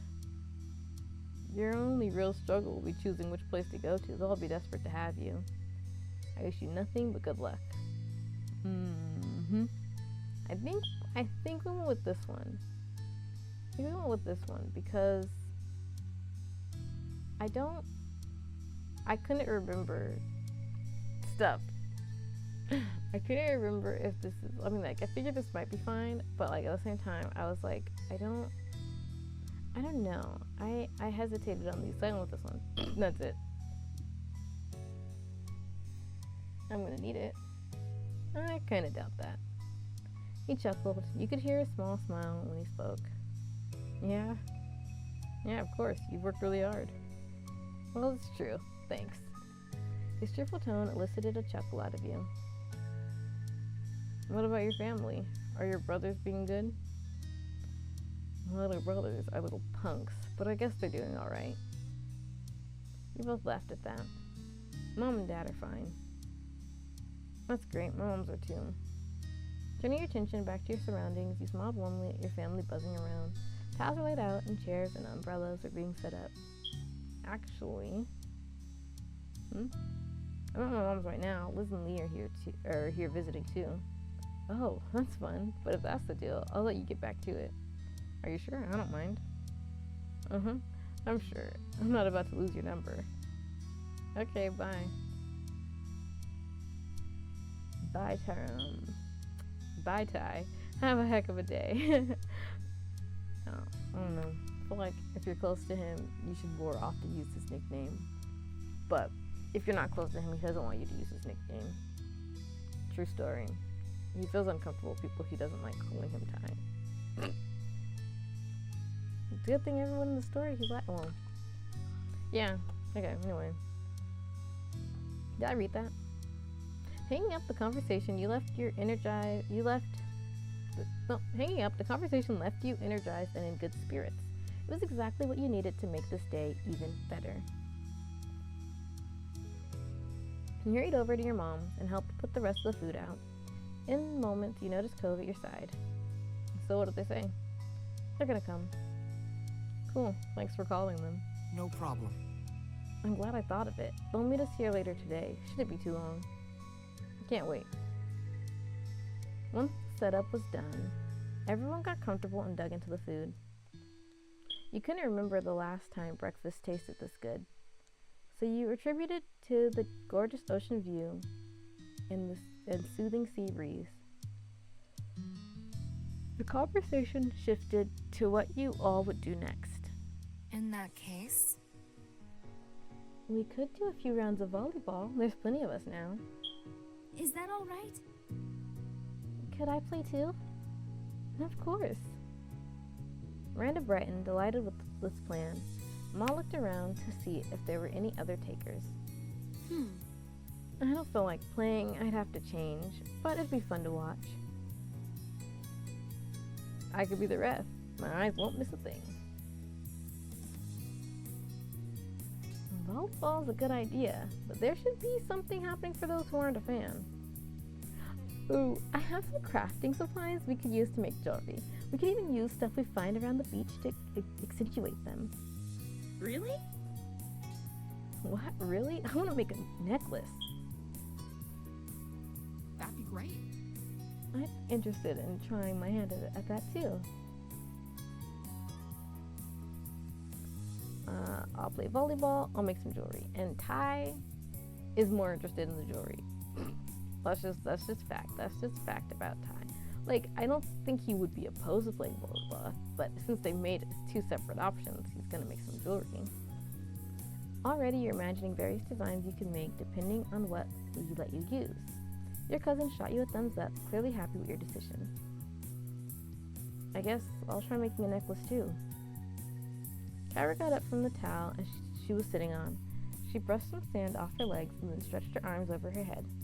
Can do. I'm up for a few rounds. Well, since there is still a free spot, I'll throw my hat in the ring. The things I do for family. Thank you. Thank you, Liz. I'd love that. Liz got up from where she was sitting, and you could tell by her expression that she was already determined to win. You laughed to yourself, curious now how that game would turn out. Now that plans were settled, the group temporarily split into two. Okay. Let me pop back to the house to get my supplies. Is there something we should do?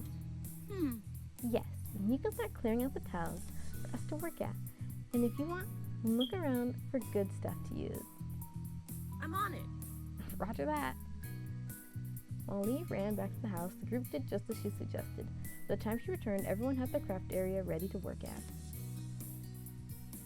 Lee sat down on one of the towels and looked at everyone eagerly. She held up two necklace options. I hope you've all been thinking about what you want to make. Excuse me. I hope you've all been thinking about what you want to make. I have for everyone a choice of either a chain or a threaded rope.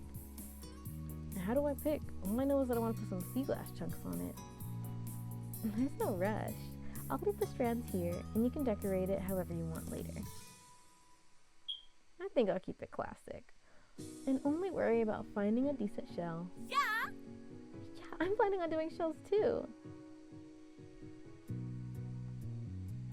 I'm curious how the necklace turns out if you do that one. But anyways, I went with, I want to find some sea glass too. So I want to find some sea glass. I went out for a handful of shells to pick from. I'm going to look for some driftwood. I want to use some stones. I'll just wait and see. I don't have a plan. So we went with sea glass because I think sea glass is pretty, and I think Ty thinks sea glass is pretty. Not because I think sea glass is pretty, but yeah, if I recall, 1 second, let me take that.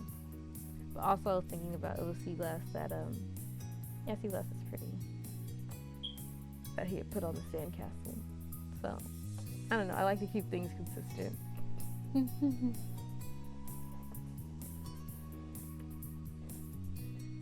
Great minds think alike. We can look together. Having that suggestion, you nodded. Co crossed his arms and chewed the inside of his cheek. You weren't the only one that noticed. What's wrong, Co? I'm not sure what to use. I mean, ideally, I'd want a shark tooth.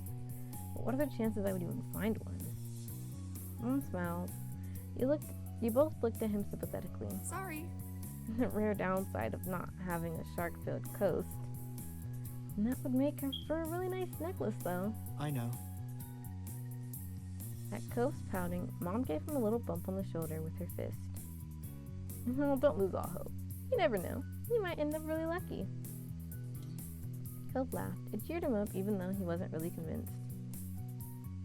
After that, the little crafting club busily went to work on their pieces.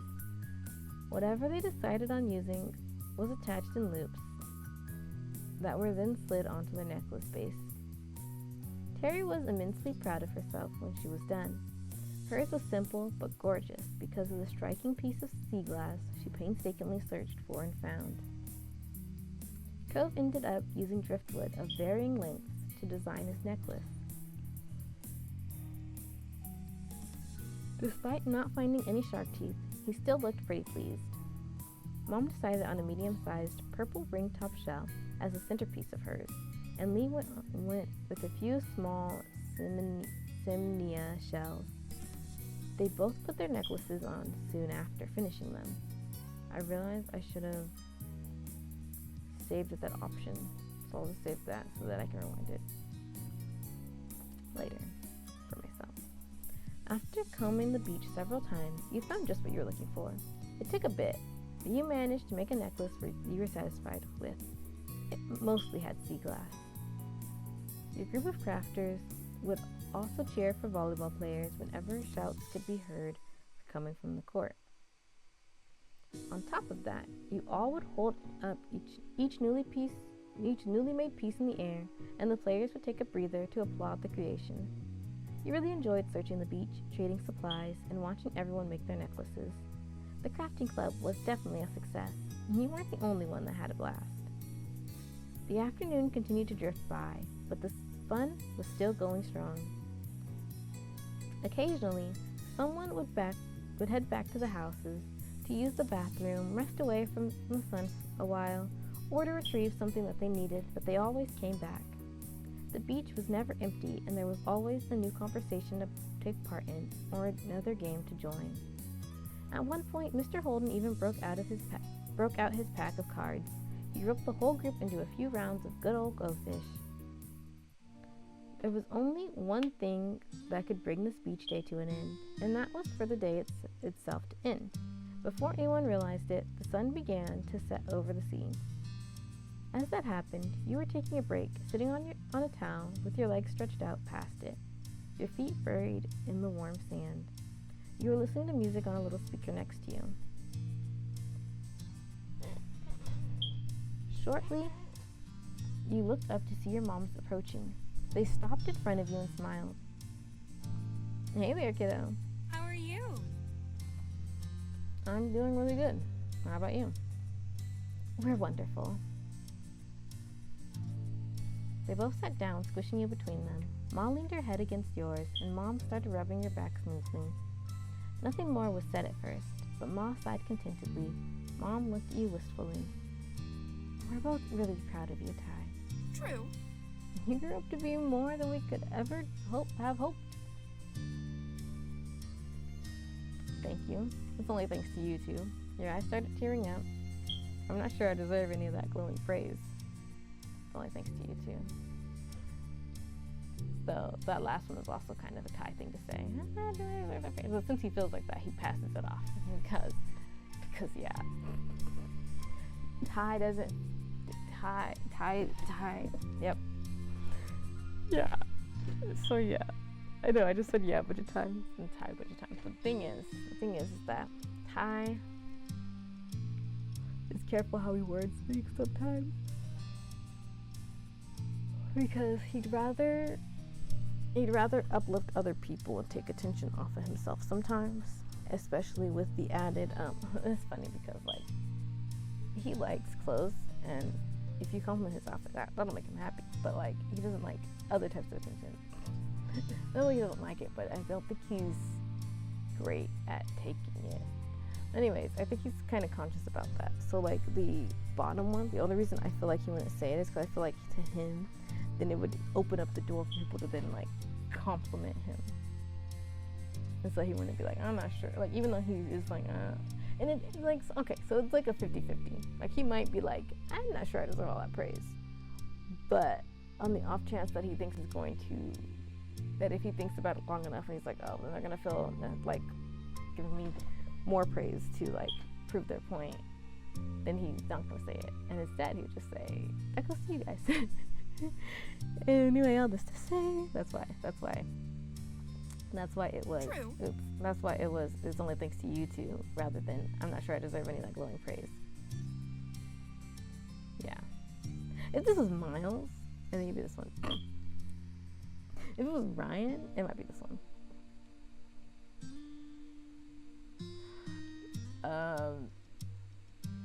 But yeah. Anyway, we're on Ty. Mom wrapped an arm around your middle and squeezed you tightly in a side hug. Mom continued lightly scratching your back. Thank you. That means a lot, but I still think you're selling yourself short. You've always been a lovely person, and I'm so thrilled to know you. Your voice faltered, and you honestly couldn't imagine your life any other way. Ma lightly brushed some of your hair back and left a small kiss there. I'm so happy I got to have both of you as moms. After that, all three of you were sitting there getting all sentimental. I don't know how we got so lucky with you and Liz. Ma reached out in front of you for Mom's hand. She gave it to her, and Ma squeezed it. Of course. Ty has a point. We must have done something right. You stayed there quietly and contently, watching the sunset with your parents for a while. Until Mr. Holden called out to you. He was still walking your direction. We were talking, and I think we're going to take a walk down the shore. Any of you want to come? Automatically, you looked to your moms for what they were thinking. Mom glanced from you to Ma and smiled. And that sounds good to me. That's fantastic. Yes, that'd be very nice. My legs need some stretching. Let's go. Well, Mr. Holden threw out a thumbs up and began heading back the way he came in a light jog. Hey, don't leave us in the dust. Cliff kept going forward, but flipped around, walking backwards across the sand so he could face you again. No worries. Don't worry, we wouldn't leave without you.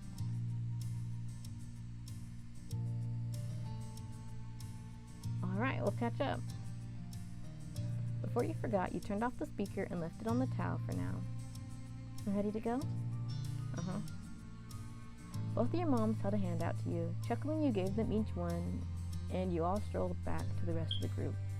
When Liz was in reach, Ma used her free hand to pull her into it too. Liz shook her head, but her mouth quirked into a smirk, and she didn't resist. Together as a family, you followed behind the others, hand in hand. Your feet squished into the wet sand as the waves rolled over them. And you didn't have a single care in the world as more and more stars began to dot the sky. Once the sun had long been out of sight, it was finally time to pack up. The closing of the day and the ever-approaching end of summer seemed to intertwine. It caused a quiet, reflective mood to blanket over the group. On the beach, Terry and Miranda took turns compressing Cove into a hug before moving on to do the same to you. You chuckled, still overjoyed that you got to see them today. Sorry we have to go already. My parents are here. That's okay. But still, I wish we could help clear this up. Don't worry about it. Just thanks for coming out today. It was cool having everyone here. Yep. Oh yeah, I'm super glad we came. Hopefully we can do it again sometime. Now you turned your attention to Terry.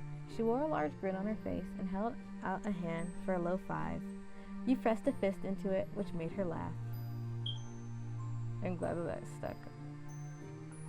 See you later. Take care of yourselves, buddies. After that, they walked away, waving to you and Cove as they went down the shore. Cove waved quietly back with a small smile on his face. You waved too. Bye. Have a safe trip back. I'm happy you got to see them. Shoot, I can't remember which one I said. Because I feel like either would fit because have a safe trip back, you know, something like that feels normal, but I don't know if that's just because in my house we say that a lot. Like, I don't want to be like pushing it onto things just because I do it. But at the same time, Ty is also to his core based on how I created him, a caretaker type. And I feel like caretaker types would say this. Though, I guess Ryan might be one of these two. He might say this, but he also could say any of these. Anyways, I'm going to go with this one. We will. Bye. Taking you by surprise, Terry jumped and twisted around. She kept up with Miranda by walking backwards. She kept the mood of your farewell light by shooting the finger guns at you and Cove. Miranda bumped her with the hip and left everyone with a laugh just before they disappeared down the bend. Ty? Come on. Hey Cove, could you come here? Both your parents were motioning for you. The two of you went to them. Tons of things ended up at the beach over the course of the day, so there was still so much to pack up, and the parents needed help. With a nod, you got to it, stuffing various things into bags and bundling them up in towels. Once things are ready to go, everyone lifted their arms with as much as they could carry. Absolutely no one wanted this to be a back and forth kind of task. The walk back home ended up being mostly quiet. Each person seemed to be feeling the effects of the day. A cool breeze carried you across the sand and onto the road. There was a sigh of relief from what felt like the group as a whole when they arrived back to the neighborhood. Well, hello everyone. You glanced to the side and spotted a very recognizable face walking down the road. Oh, hi Baxter. How are you? You need help with that? It's alright, this is our mess to clean up. Well, If you're sure then, I was simply heading home after getting some fresh air. The season is almost over after all.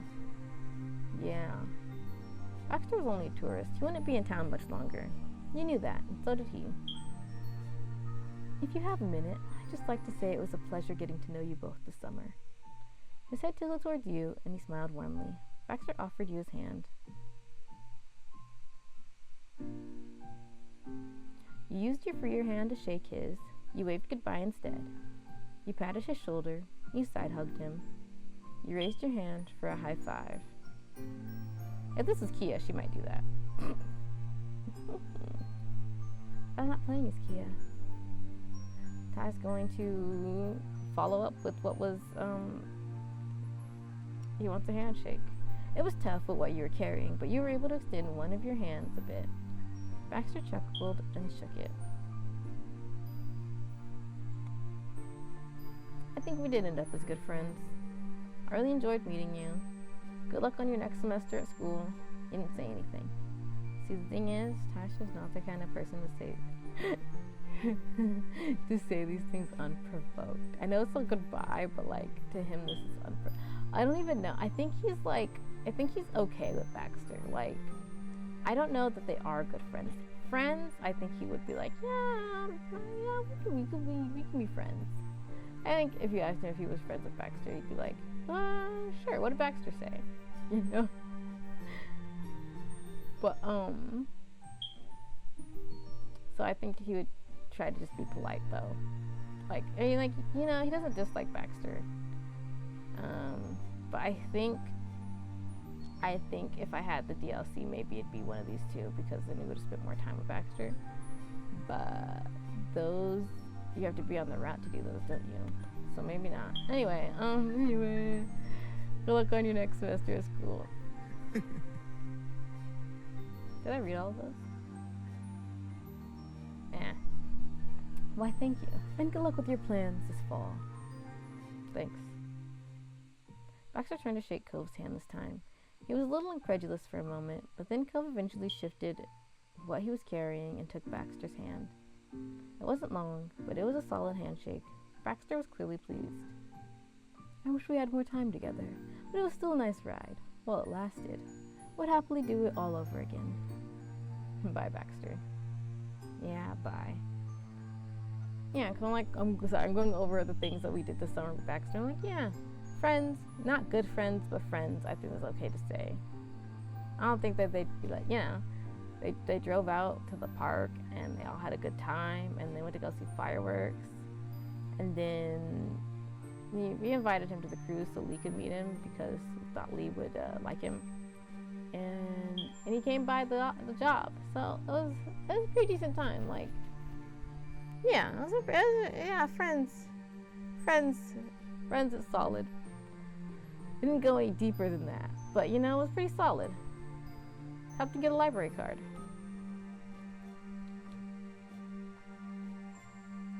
Baxter nodded and walked a few steps away towards his condo. He then stopped and waved. Goodbye.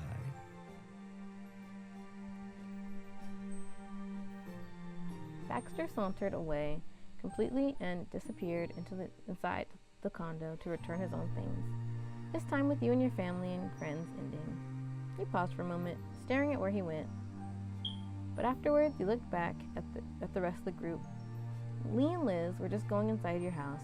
You couldn't spot Kyra or Mr. Holden anywhere, but the door to their house was wide open. Mom approached you with an amused look on her face. Seems like you're holding up some Holden things. Surprised, you glanced down to take a quick inventory of what you were holding. Mom was right. Some of it belonged to the neighbors. Would you mind dropping it off now? Can do. It's no problem. Thank you very much. Cove took a few steps towards his house and stopped, waiting for you. Good night. Good night, Cove. We'll see you inside, Ty. Night. You caught up to Cove, and together you went over to his house. Walking in the front door, you saw Kyra and Mr. Holden busily unpacking already. Things were scattered on the counters, and they were moving around each other, putting the items away. They both lifted their heads when Cove closed the front door. Hey. It's nice seeing you again already, Ty. Her teasing tone brought a light smile to your face. You hefted the stuff in your arms a little closer. I ended up with things of yours from the beach. Oh. Thanks for getting that to us. You can put it here on that coffee table. Mr. Holden pointed at the surface he was referring to, and you immediately left what didn't belong to your family there. Cove put his own things down on the floor, just at his feet, wadding through everything strewn about to reach his parents. Putting your family stuff on the ground for a moment, you dusted your hands off and straightened up. You needed a second of rest and a minute of restitute. A minute to rest, to resituate it all. Oh my gosh. On stream, I made very sure to read that word correctly, and right now I did it wrong. You went over to where the others were too. Kyra opened her arms wide, wanting to hug you. You accepted. You shook your head a little. Accepted. Happily, you went to her. She held on tight. Over the years, you were able to form a good rapport with her, and you were grateful for that. You could feel in her hug how much Kyra had grown to care about you. It brought an affectionate smile to your face. Thank you so much for hanging out with me today. It was a blast. It's no problem. I had fun too. Kyra eventually released you, but patted the tops of your shoulders as a final gesture. Thank you. Every time I've gotten to come by, it's been an absolute joy. Things really couldn't have worked out better. Mr. Holden took a step closer to you. Kyra moved aside to let him say goodbye too. He grinned. Thanks for always being such a friendly neighbor. Not just right now, but for as long as I've known you. I didn't always make it easy, but you and your family are good people. I really, truly appreciate it. Thanks very much. At that, Mr. Holden reached over and gave you a soft pat at the top of your head. I'm really glad you're my neighbor. You're good people too. You hugged him. Goodbye, Mr. Holden. See, it's tempting because, hugs, but I know I went with this one, but I think Ty would say that too, because I think Ty would want to. After everything that's happened, you're good people too. He smiled softly. Mr. Holden looked away for a moment and sniffled. When he met your gaze once more, his mouth pulled into a wide, happy grin. It means a lot to me. He was staring at you, but his gaze seemed far away. Maybe he was looking back at who you used to be, the 8-year-old he had asked to be his son's new friend. See you. Bye, Ty. He smiled softly. Then Cove took a step forward. He gestured to his pile of things he had carried into the house. Don't worry about it. I'll put stuff away in a few minutes. Right, I need to go do the same with my family. I figured. Cove walked you to the door and held it open. Taking one last check around to make sure you had all your things to bring home, you went into the road. He leaned his body against the doorframe, not following you out. So, this is it, huh? Actually, that's not what I mean. His expression twisted and he shook his head a bit, like he was trying to banish the pensive thoughts. Bye. I'll just say bye. Bye. I'll see you soon. Your mouth pulled into a soft smile, and you weren't sure who you were trying to reassure more. Cove reached forward and gently cupped your face with one hand. His thumb trod across your cheek for several heartbeats. Mesmerized by his blue eyes, you stepped forward, delighted to oblige the request he was silently asking. He met you halfway as you smiled into the kiss. It was soft with longing, and your chest ached knowing that there couldn't be anything more than this, at least for now. One of his hands grabbed at the door handle and firmly held it. He was stopping himself from coming along with you. As you walked over to your own front door, you stopped. Turning around, you spotted Cove right where you left him.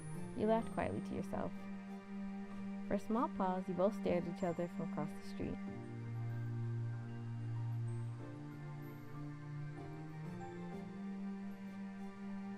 Good night.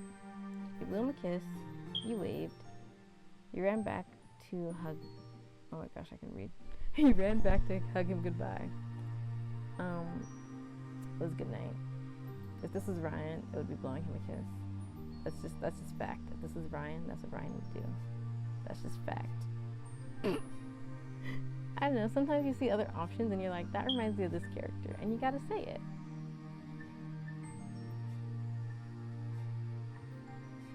I am trying to decide. Sorry, I'm hesitating because I see this one, and there's nothing to do with Ty. I mean, kind of.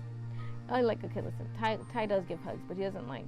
I don't know how to say it. But anyways, I'm not thinking about Ty. I'm thinking about Miles. I'm like, would Miles do this one? I'm leaning towards this one for Miles. I'm not even playing as Miles right now. And actually, I don't even know if I will play as Miles for this one because I'll be playing Miles for now and forever. Anyways, Ty says goodnight. Night. You shouted across the way to one another. He moved one of his arms in a big wave so you couldn't miss it. Things couldn't be dragged out any longer. After one more shared smile, you opened the door and went inside, shutting it behind you. A few steps in, you saw your family gathered in the living room. They were still busy unpacking and cleaning. You added the things you brought to the pile on the kitchen counter. Mom stood up, rubbing her eyes a bit. She yawned loudly. Blushed. How about we finish the rest of the chores tomorrow? Honestly, it's too late for this. Thanks. Please, and thank you. Mom put her hands on her hips and turned to assess the room. Mom was not one who liked to leave a mess about, but she sighed. All right. I suppose you can make an exception to the usual rule. It has been a really long day. Liz grinned contentedly, and Lee wasted no time skipping over to you and hooked you into a side hug. Good night. I hope you have the loveliest of dreams of you-know-who. Lee ended that sentence with a wink and a hearty laugh. She let you go. I hope you have good dreams too. You hugged her back. You shook your head. You blushed. You laughed. Hugged her back. Ty likes hugs. I don't even remember if this is one I chose, but it feels like it should be the one I chose. If Stream Me didn't choose that, Stream Me was wrong. But I mean, not to say that some of the other ones aren't incorrect, but I feel like, yeah. You put her close and into a bear hug. Lee giggled until you released her. I hope you sleep well too. Oh, I totally will. The moment my head hits the pillow, I'll be out. Here's to us, Ty. Tonight, tomorrow, and forever. You smirked at that. Yeah, family forever. Thanks, Lee. Really lucky. You nodded quietly. I think I went with the really lucky one because they kind of have that joke going. Ty will always been like, yeah, you're lucky to have me. So I feel like to stay consistent, it makes sense. I feel like it's the consistent one to do. Yeah. Lucky how? You gently poked at the top of her torso. Because you get to be my cousin. Lee giggled, smiling happily. Fine, you're right. I am lucky. Lee stretched her arms high over her head. She yawned loudly and looked at you with tired eyes. I think that's my cue to head to bed. Bye. I think so too. Have fun sharing the room with Liz. She laughed at that, and Lee shuffled off towards the guest bedroom. Before you had a chance to do anything else, you could feel the top of your head being tapped. You spun around to see Liz smirking. Nighty-night. I'm heading to bed too. It's been a long day, and I have a lot to prepare for tomorrow. Exhaling, you automatically started fixing the back of your hair. When Liz didn't immediately walk away, you smiled softly at her. Everything okay? Her gaze moved away, and you knew she had more to say. You waited patiently for Liz to compose her thoughts. It's been a good summer. It was nice to come back home. You nodded, and Liz gave you a teasing nudge as she went by. Amused, you turned and watched her go. Love you, baby brother. Good night, Liz. I love you too. Bye, older sister. You gave her a hug goodnight. You smiled back. Love you too. Yeah, 'cause Ty can say that. This is family. Liz stopped walking and stared at you for a moment. She smiled softly at you. Get some sleep soon. Morning will be here faster than you know it. I will. When Liz was out of sight, Mom started up the next conversation over her shoulder. Aren't you heading to bed too?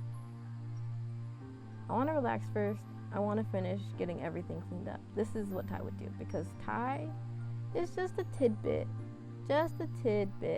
of a neat freak.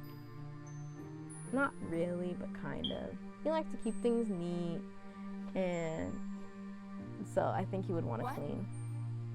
Are you sure? It can wait. I talked over her, I think. What? Are you sure? It can wait. Glancing around the room a moment, the disarray made you feel a bit twitchy. You had a feeling you'd sleep sounder if you took your time cleaning before bed.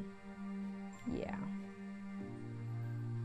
Ma came over too, smiling understandingly. She pulled you into a big hug. Love you. All right, you do what you need to do. I love you. When you were done hugging Ma, Mom pulled you into another hug. Their actions basically handing you off to the other had you laughing jovially. I love you so much. Good night. Love you too. You're the best parents. You didn't say anything. Me too. Aww. They both couldn't resist taking turns hugging you again. Your smile widened. It felt good to be so loved. Good night, kiddo. Sleep tight. Good night, sweetie. Good night. After that, your moms headed off towards their bedroom, down the hall. You were about to turn the other direction when you heard Mom's voice. And don't let the bed bugs bite. You heard Ma chuckling as you watched them go with a smile. It was a while later when you finished putting everything away. You didn't rush the process at all.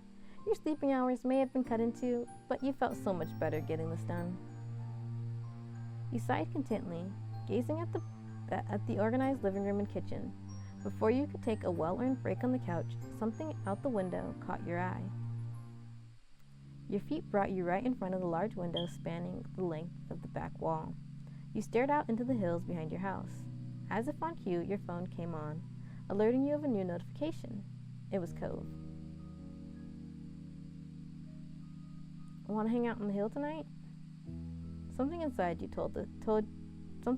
told you that this was the right kind of night to take a trip out there. You sent him back a very quick message. Yeah.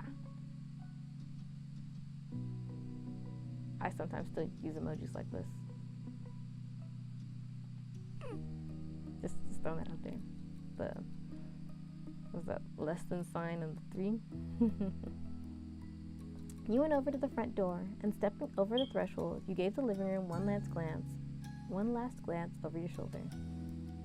Then you shut the door behind you. Silently, you made your way to the poppy hill. With light steps in the dark, you walked across the hills behind your house. Up ahead, at the very top, silhouetted beneath the night sky, was a familiar figure already waiting there. Smiling, you wondered just how he always got there first. You even had the advantage of living closer.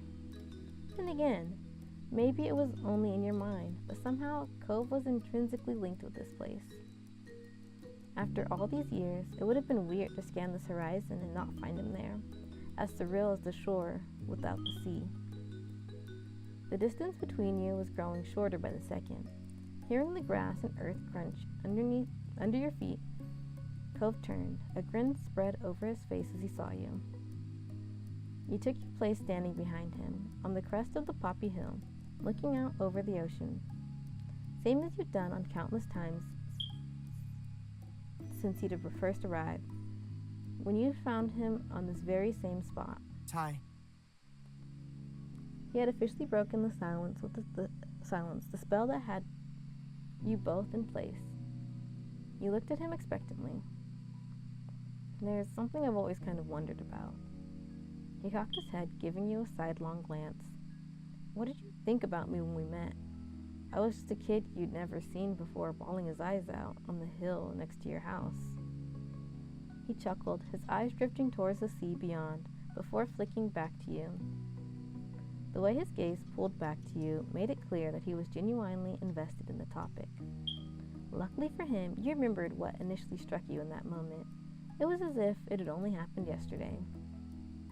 I remember noticing the sad look on your face. Cove replicated that frown for you right now, looking grave at your reply. I'm gonna save here in case I just want to revisit this section. I guess. Yeah, I guess that would have been kind of hard to miss. Sighing a bit, you continue to reminisce about that first meeting. I also remember feeling bad about what was happening. I remember that too. He ran a hand through his hair, and you knew his line of questioning wasn't at an end, even before he spoke again. I mean... Do you remember what you thought about me, as a person? Was I annoying or mean or... I wanted to get to know you. I didn't know what the feelings were at the time, but I thought you were cute right away. I thought you were special somehow. I just worried about you because you were so sad. I didn't know what to make of you at first. I don't really remember anymore. It's kind of a combination of these two, but I'm gonna go with this one because that is the first thing. The thing that really sat with him the most was he's like, listen, he's so sad.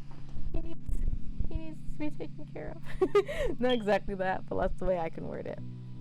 That's how I would put it. Like I said, Ty is a caretaker type. And when he finds a sad sound, it is just in him to help, to want to help. He'd be worried. He was worried. This is like, yeah.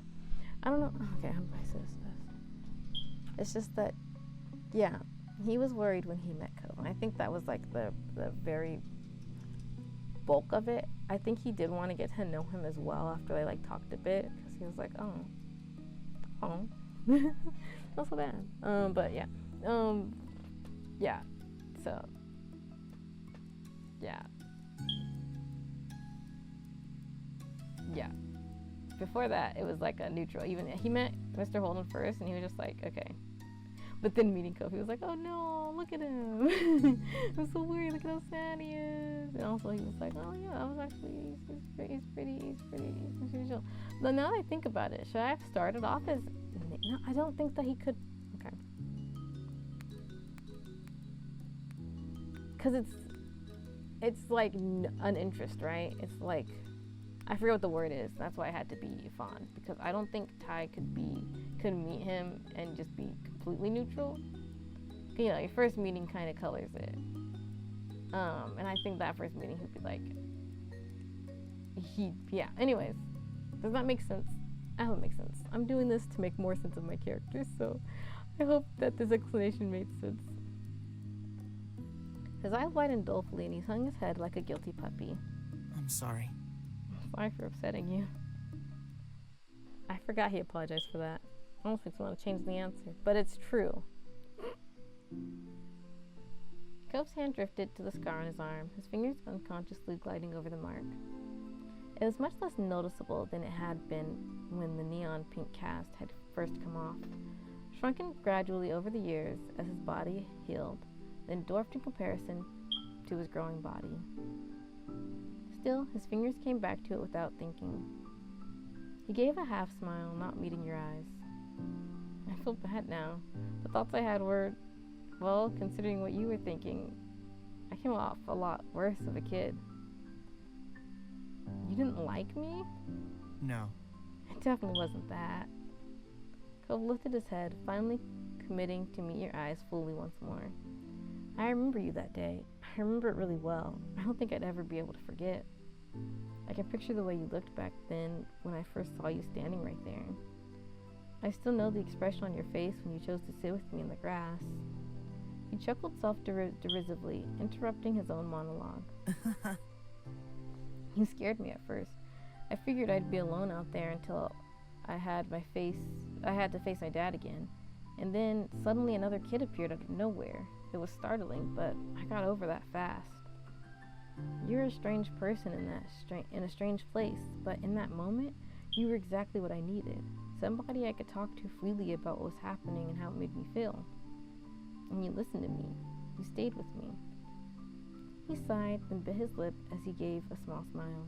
I was a little bit spoiled growing up. You let him continue. A little? Yeah, you were. It wasn't bad. You were dealing with a lot. Well, this was when we said it. Because why? Why do we go with that one for time? I don't know, it's reassuring. Yeah, I don't know if Ty would really think he was that spoiled.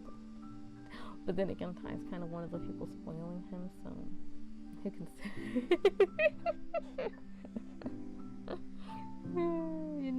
you know. Anyway, Cove tilted his head to the side, smiling softly at your defense of his smaller self. He looked off again, seeking clarity for his thoughts in the expanse of the night sky. And what I'm trying to say is, when I was younger, I viewed myself basically as the center of the universe. I didn't even imagine it wasn't like that. I mean... Things didn't simply happen. That would be weird, according to my little kid brain. It made far more sense that everything in my life had a specific connection to me, somehow, right?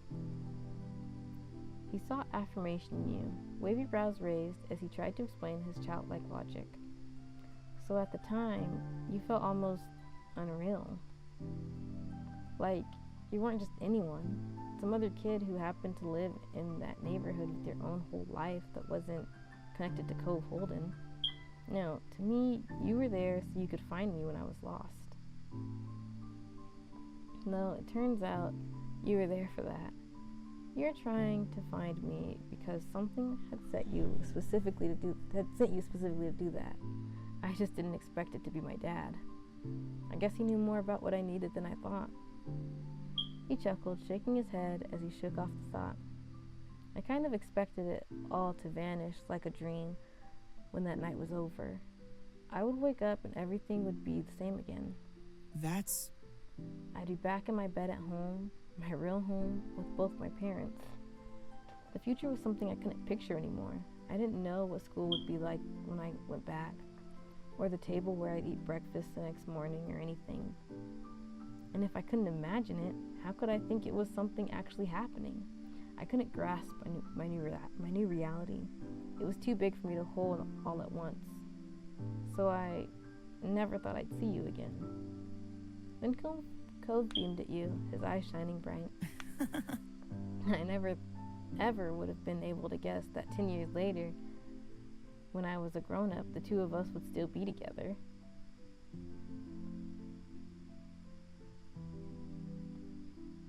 I think we went with that joke. Hang on, I didn't read those. 1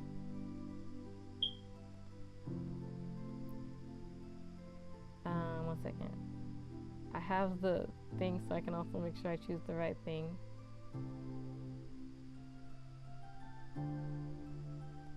Hang on. think I went with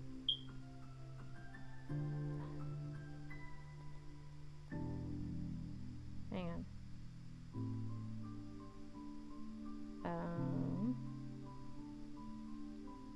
Give me 2 seconds. Give me 2 seconds. I'm still here. I'm checking to make sure I choose the right one. Actually, I didn't read the options. Hang on, I'm about to read them. The options. The options are: I'm so glad I met you. It's hard to believe it's been so long. Guess that makes me your dream come true. Mere words wouldn't encompass the joy you felt. You smiled. And because Ty's a jokester, because Ty likes to joke around, I think this is the right thing that he would say. He would say, guess that makes me your dreams come true, because it's playful, he thinks it's funny, and yeah, that's why. That's why. I think Ty would say that. I think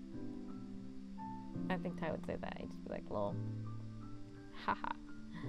So that's what we're saying. You've been joking, but Cove nodded in agreement.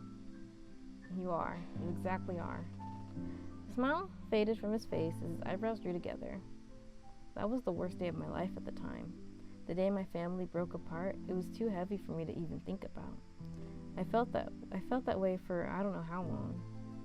He had a hand over his heart, connecting with the pain he'd felt as a child, and looked at you earnestly. It's okay. But that was never really true. Things have only gotten better with me and with Dad and Mom. It was the change we all needed. His eyes are growing misty. So when I remember that time right now, it's not the point that my life was over. It was only the moment that I met the man I was going to be with. When I was crying to a stranger over what I thought I'd lost, I didn't have any idea that he would be the one thing in the world that I actually wouldn't be able to live without. Wow, that was so emotional. No, and I don't mean it in a bad way. It's just like, oh my gosh. And this is like an emotional scene. It's like, emotions. So the options are: I never want to lose you. You're so wonderful. Thank you for all this. You couldn't reply to that. And I hesitate. He might not be able to reply. Let me think. That's what I chose last time. Okay, listen. Because like the thing is, as I went over earlier, Ty gets emotional on the inside. He just doesn't like showing that. And this is an emotional moment. It's like, oh wow, look at that. Okay, wow. He gets shy. He gets embarrassed. He gets all that stuff. He's very good at keeping it inside, but I think it would render him speechless at times. Then you hugged him, then you gripped his shoulders, then you ruffled his hair, and you kissed him, and you teared up, then you grinned back at him. I think hugged him because Ty's a huggy person. Like, I know it doesn't seem like he's a huggy person, but you have to be close to him to get hugs. And also, he like I don't know how to fully explain it. It's like he's a huggy person, and this seems like a good time for a hug. He's an emotionally huggy person, maybe, like when it's you know what I mean. I don't know how to describe it better. He likes hugs, but he's not always going to choose the option to give the hug if there's any reason to not. If there's any reason to not, he won't. But he does prefer hugs. You reached out to wrap your arms around Cove. He opened his arms and clasped you to his chest. His grip was tight and reassuring. Cove sighed contently. His voice was as delicate as the petals on the poppies which crowned this hill. Hey, Ty. I'm so grateful you always took care of me. You didn't even know what to say back to that. His heartfelt appreciation left you speechless. Exactly. You get it, game. You know who Ty is. He tilted his head up, thoughts lost in the sparse clouds above. I wonder how late it is. I guess it doesn't really matter. My dad is fine with me being out whenever. You could just use your phone to check the time. You can still text your dad about what you're doing. You can still text your dad about what you're doing. I'm going to message my moms. My moms might care, but I don't feel like telling them. You want to make sure you messaged your mom about what was going on. You nodded quietly. You could just use your phone to check. I know know. that's the one I chose because I don't think texting the parents is on Ty's mind. I just don't think that he's thinking about it because like he's semi-responsive. So the semi is if he doesn't think about it, he doesn't think about it. Oh, so funny. Crack myself up. Sure, I could, but I'm probably not gonna. Are you gonna lay in the grass now? How'd you know? Lucky guess, Cove. With a chuckle, Cove flopped down onto the ground and laid on his back. His usual way of spending time there. You know, I'm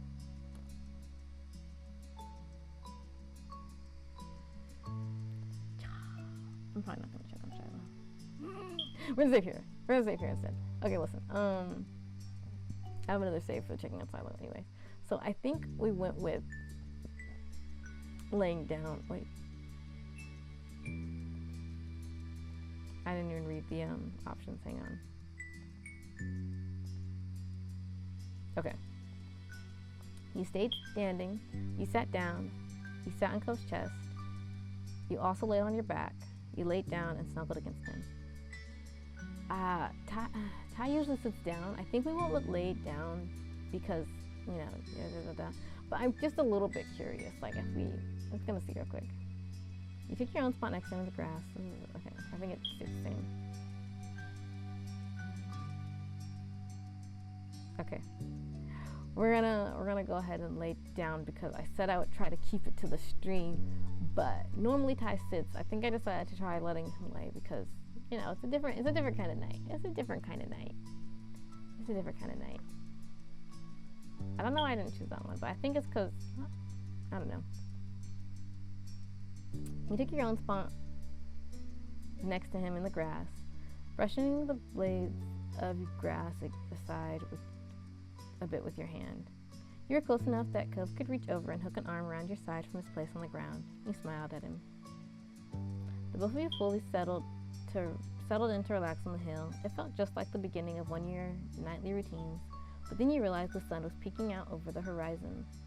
Cove spoke with a disbelieving tone. Huh. It really was late. Your neighbor wasn't a stranger to being awake at dawn. However, not like this. He was normally an early sleeper, early riser. This unexpected sunrise practically awed him. The two of you watched on silently as the sun began to light the world. Cove then propped himself up on the backs of his arm and looked at you with a soft expression on his face. Do you want to go back home? I could carry you if you're too tired. I'd rather stay a little longer. You couldn't resist a yawn, but you were serious. It couldn't be time to go home. It couldn't be time to go already. Cove chuckled affectionately and gripped you a little more. I get it. Okay, but it's been a long day. We've done a lot of things, like really a lot. It has to end sometime.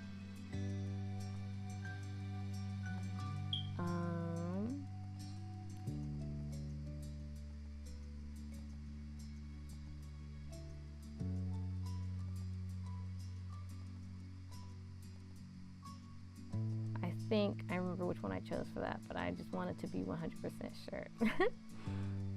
Look, listen, this is just flavor text to the stream, okay? So I know you're right. Since when were you okay with things ending? Does it really have to end?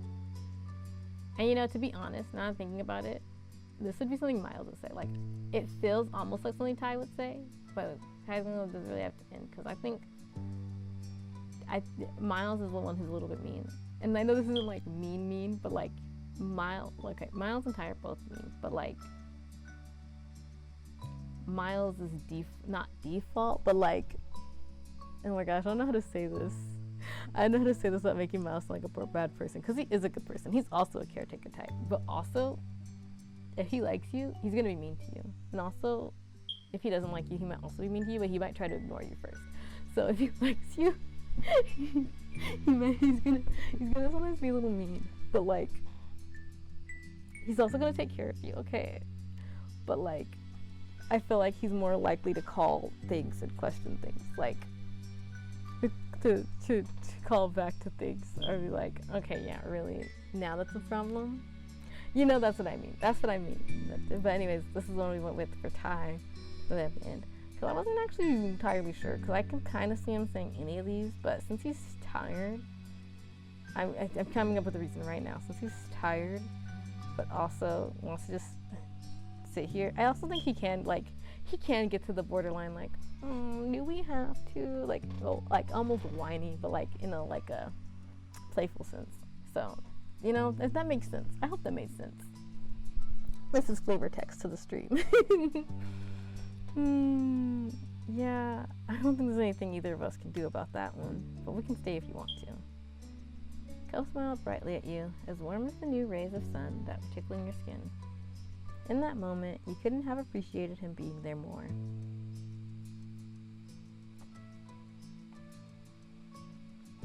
You situated yourself to be comfortable. You leaned into Cove.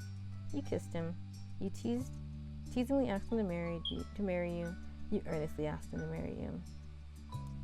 Did we lean into him? I feels like that's the correct answer. That feels like the correct answer. Because I don't think marriage is very commonly on Ty's mind either way. But I also don't think he would do that in this moment. I don't know. No, we know how slow time moves. I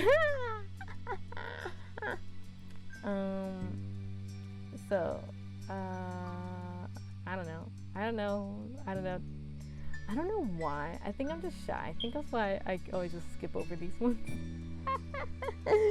I know if it's Ryan, I might have to. Maybe that's why I didn't play as Ryan. Ryan was a top contender for when I played this game, to be honest, because I saw his name in the voice names, and I was like, might as well. So we have the voice names. Choose a voice name. And I saw Ryan in there, and I was like, is there anyone else I could do? You leaned into Cove. You bent yourself against Cove for extra support. He tilted his head against yours. Good night, Cove. Good morning, Cove. You're my favorite neighbor, and you didn't say anything more. Good night. Yeah, good morning, because I think to Ty, that's a playful thing to do right now in this very moment. I think Ty's like, LOL, good morning. Like, I said that really quickly, but it's not supposed to be quickly. I talk fast sometimes. Because, like, Ty's like, well, morning, so the sun's coming up. That's not so funny. And I think Ty would think it's funny to say. And that's why this is the one. He gave you a bent smile and went for the opposite sentiment. Good night. The two of you remained together on that familiar poppy hill where you first met until the world began to fade and blur. You were falling asleep. A few more gentle words drifted into your consciousness. See you tomorrow. Your eyelids dipped, but you felt good. You were safe and relaxed. Everything that had come before this had reassured you of that.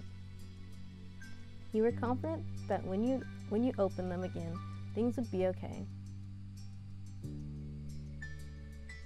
You opened your eyes. Instead of the walls of your room, you were surrounded by open sky. It was not soft pillows and sheets underneath you, but the bed of earth and grass that you'd taken last night. The day welcomed you with a shining sun, a refreshing breeze, and the chirping song of birds.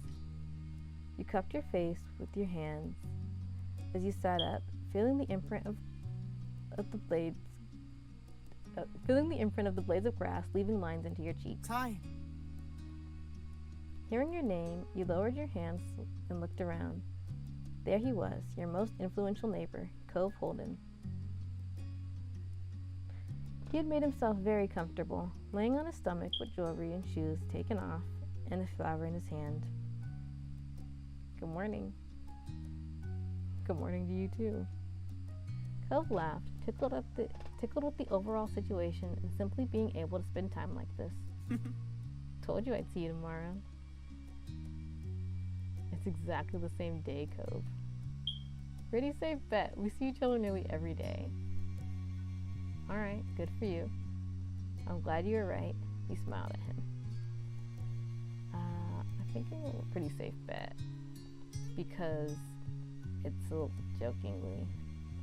it's a little tease. It's like, okay, yeah, you may have been right, but also you were going to be right no matter what.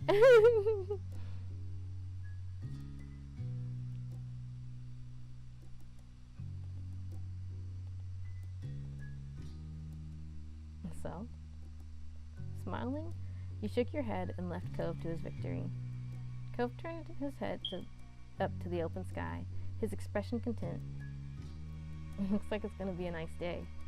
We'll have to come up with something to do to make the most of it. He trailed off, blinking slowly in the sunlight. Someday, when we're even older than we are now, I wonder what we'll end up remembering this moment for. And what we will feel when we look back at it. Will it be the same as what we're feeling right now? It's nice. I can't see what the future is going to look like again, but I think that's all right. You're way too sentimental. Pretty sure I'm gonna have forgotten all about this. I think it'll mark another new start for me. I don't know, but I'm looking forward to finding out. Yeah, I think it would have to be one of these two. And it's because I don't think, I mean, like, I don't know. I feel like different time. Slightly different time. I don't know. Maybe he should have said this one. Maybe he should have said this. Now, see, look, listen. When I replay this in like a year as Ty again, we're gonna see how different it's gonna be. And I'm committing it right now. We're gonna play it again as Ty, and I won't look back and see what I did. I'll just look back at it after the fact. You know what I mean?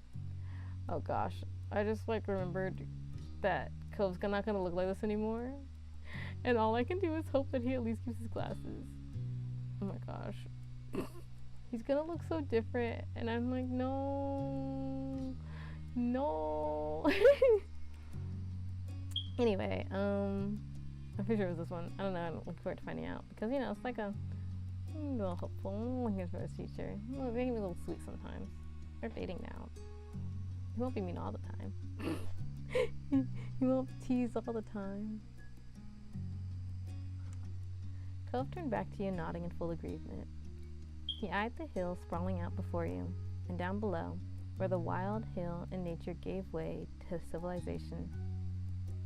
Your home and Cove's lay down at the bottom, neatly filled among the other houses in the neighborhood. Filed. Oh my gosh, I can read. Hey, Ty, I bet I can beat you in getting back to the road. You laughed, amused by the wager that reminded you of so many moments in your youth. As much as I like it here, it's okay if we leave now. We can always come back to see the poppies and the fireflies again, right? Cove met your eyes, waiting for what you were going to say in response. Right, I'd like that. It really is going to be another nice day. You're amazing. Yeah, we better do that. You're not getting out of it.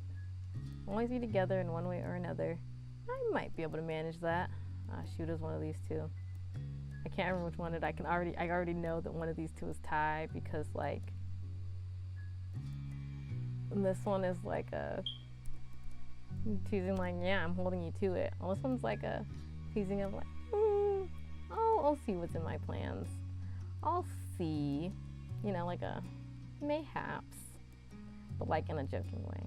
At least in my head, it's in a joking way. I don't remember which one I ended up choosing though,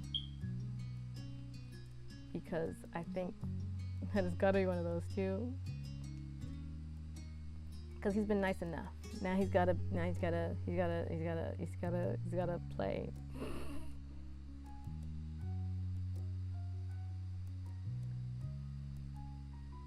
Hang on, I'm checking which one I chose.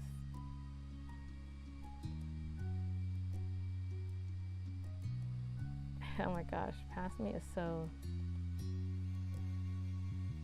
Really? That's which one I chose?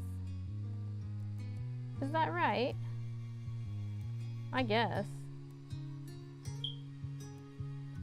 Okay, that's fine.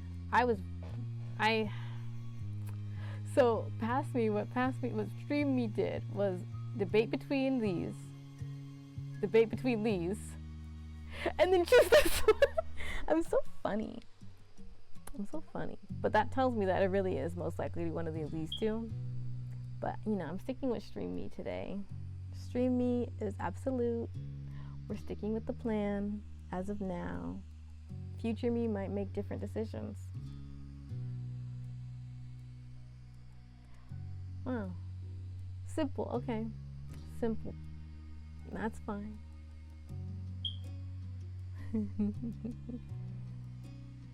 Wait, sometimes I backtrack. Let me make sure I didn't backtrack and change it. But then again, I was trying to just go through it and not take too long on deciding things.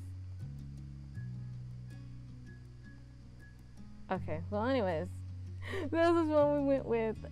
I can't believe I full-chestedly was like, yeah, it's one of these two, and then watched myself debate. And then I didn't even choose one of the ones that was in the debate. I didn't have my sound on though, so I don't know, maybe there's a reason. And clearly there's a reason. And maybe I decided that Ty is not playing right now. He's not playing. He's just being genuine because this last part was genuine, so maybe he's just being like chill. But sometimes Ty likes to play around. But maybe this was the wrong time. Okay, we're carrying on.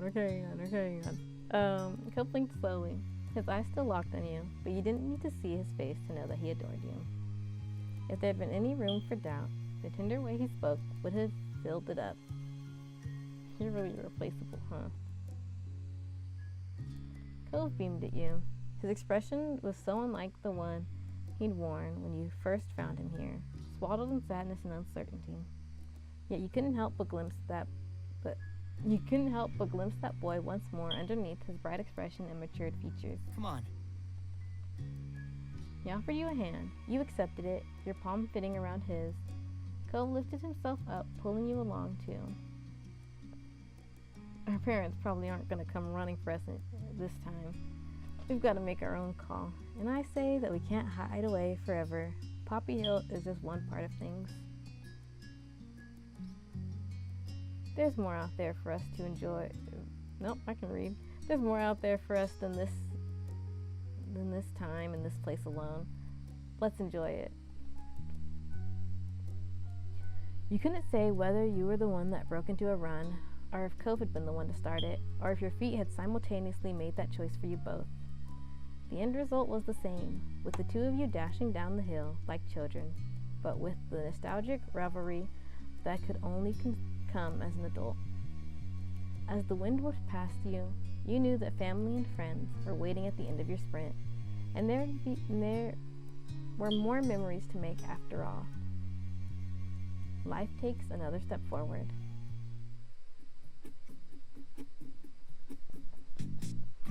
Developed by GB Patch Games. Alright, here you guys go. Watch the credits. Watch the credits again. You watched them in my last one. Watch them again. Because we appreciate the game. We appreciate the work that the team put into it. And we appreciate this song.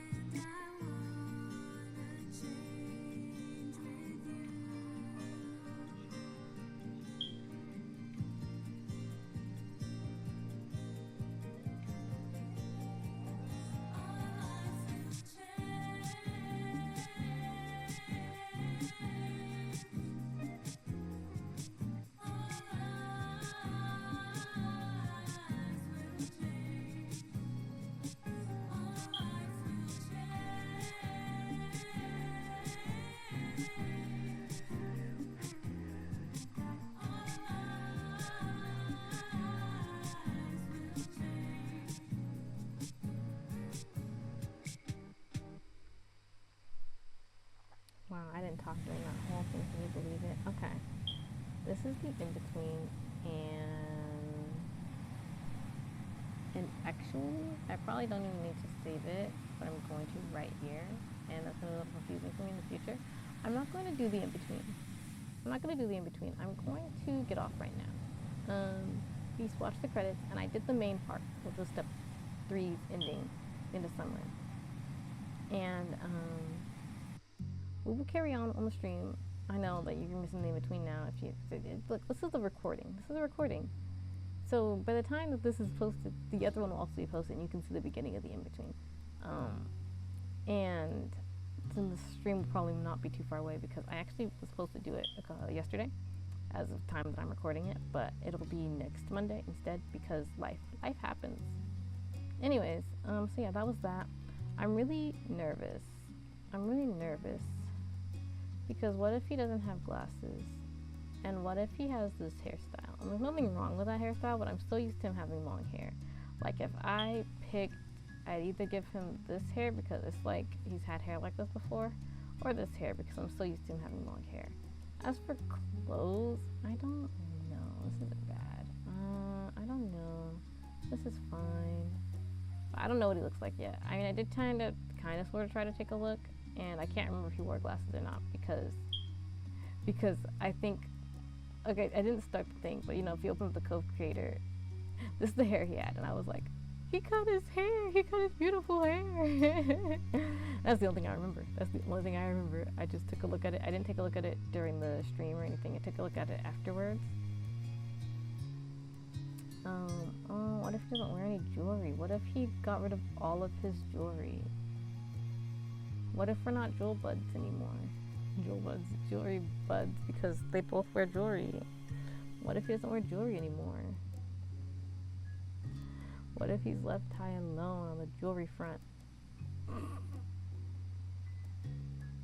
I don't know. We'll find out. Oh, look, there's 2 outfits. I don't know how sunglasses or not. Anyways, I hope that he wears glasses. If he doesn't wear glasses, I might have to start the whole thing over, guys. I swear, I can't. That's the deal breaker. He's wearing glasses the whole time. I know. Sometimes people just don't wear the glasses anymore. But like, I'm very disappointed because we've had glasses Cove the whole time, and I haven't gone through my options and seen like what. Oh wait, we got all the pictures. See, I'm not used to short hair Cove. Okay, I'm just not used to him. It takes me aback every single time because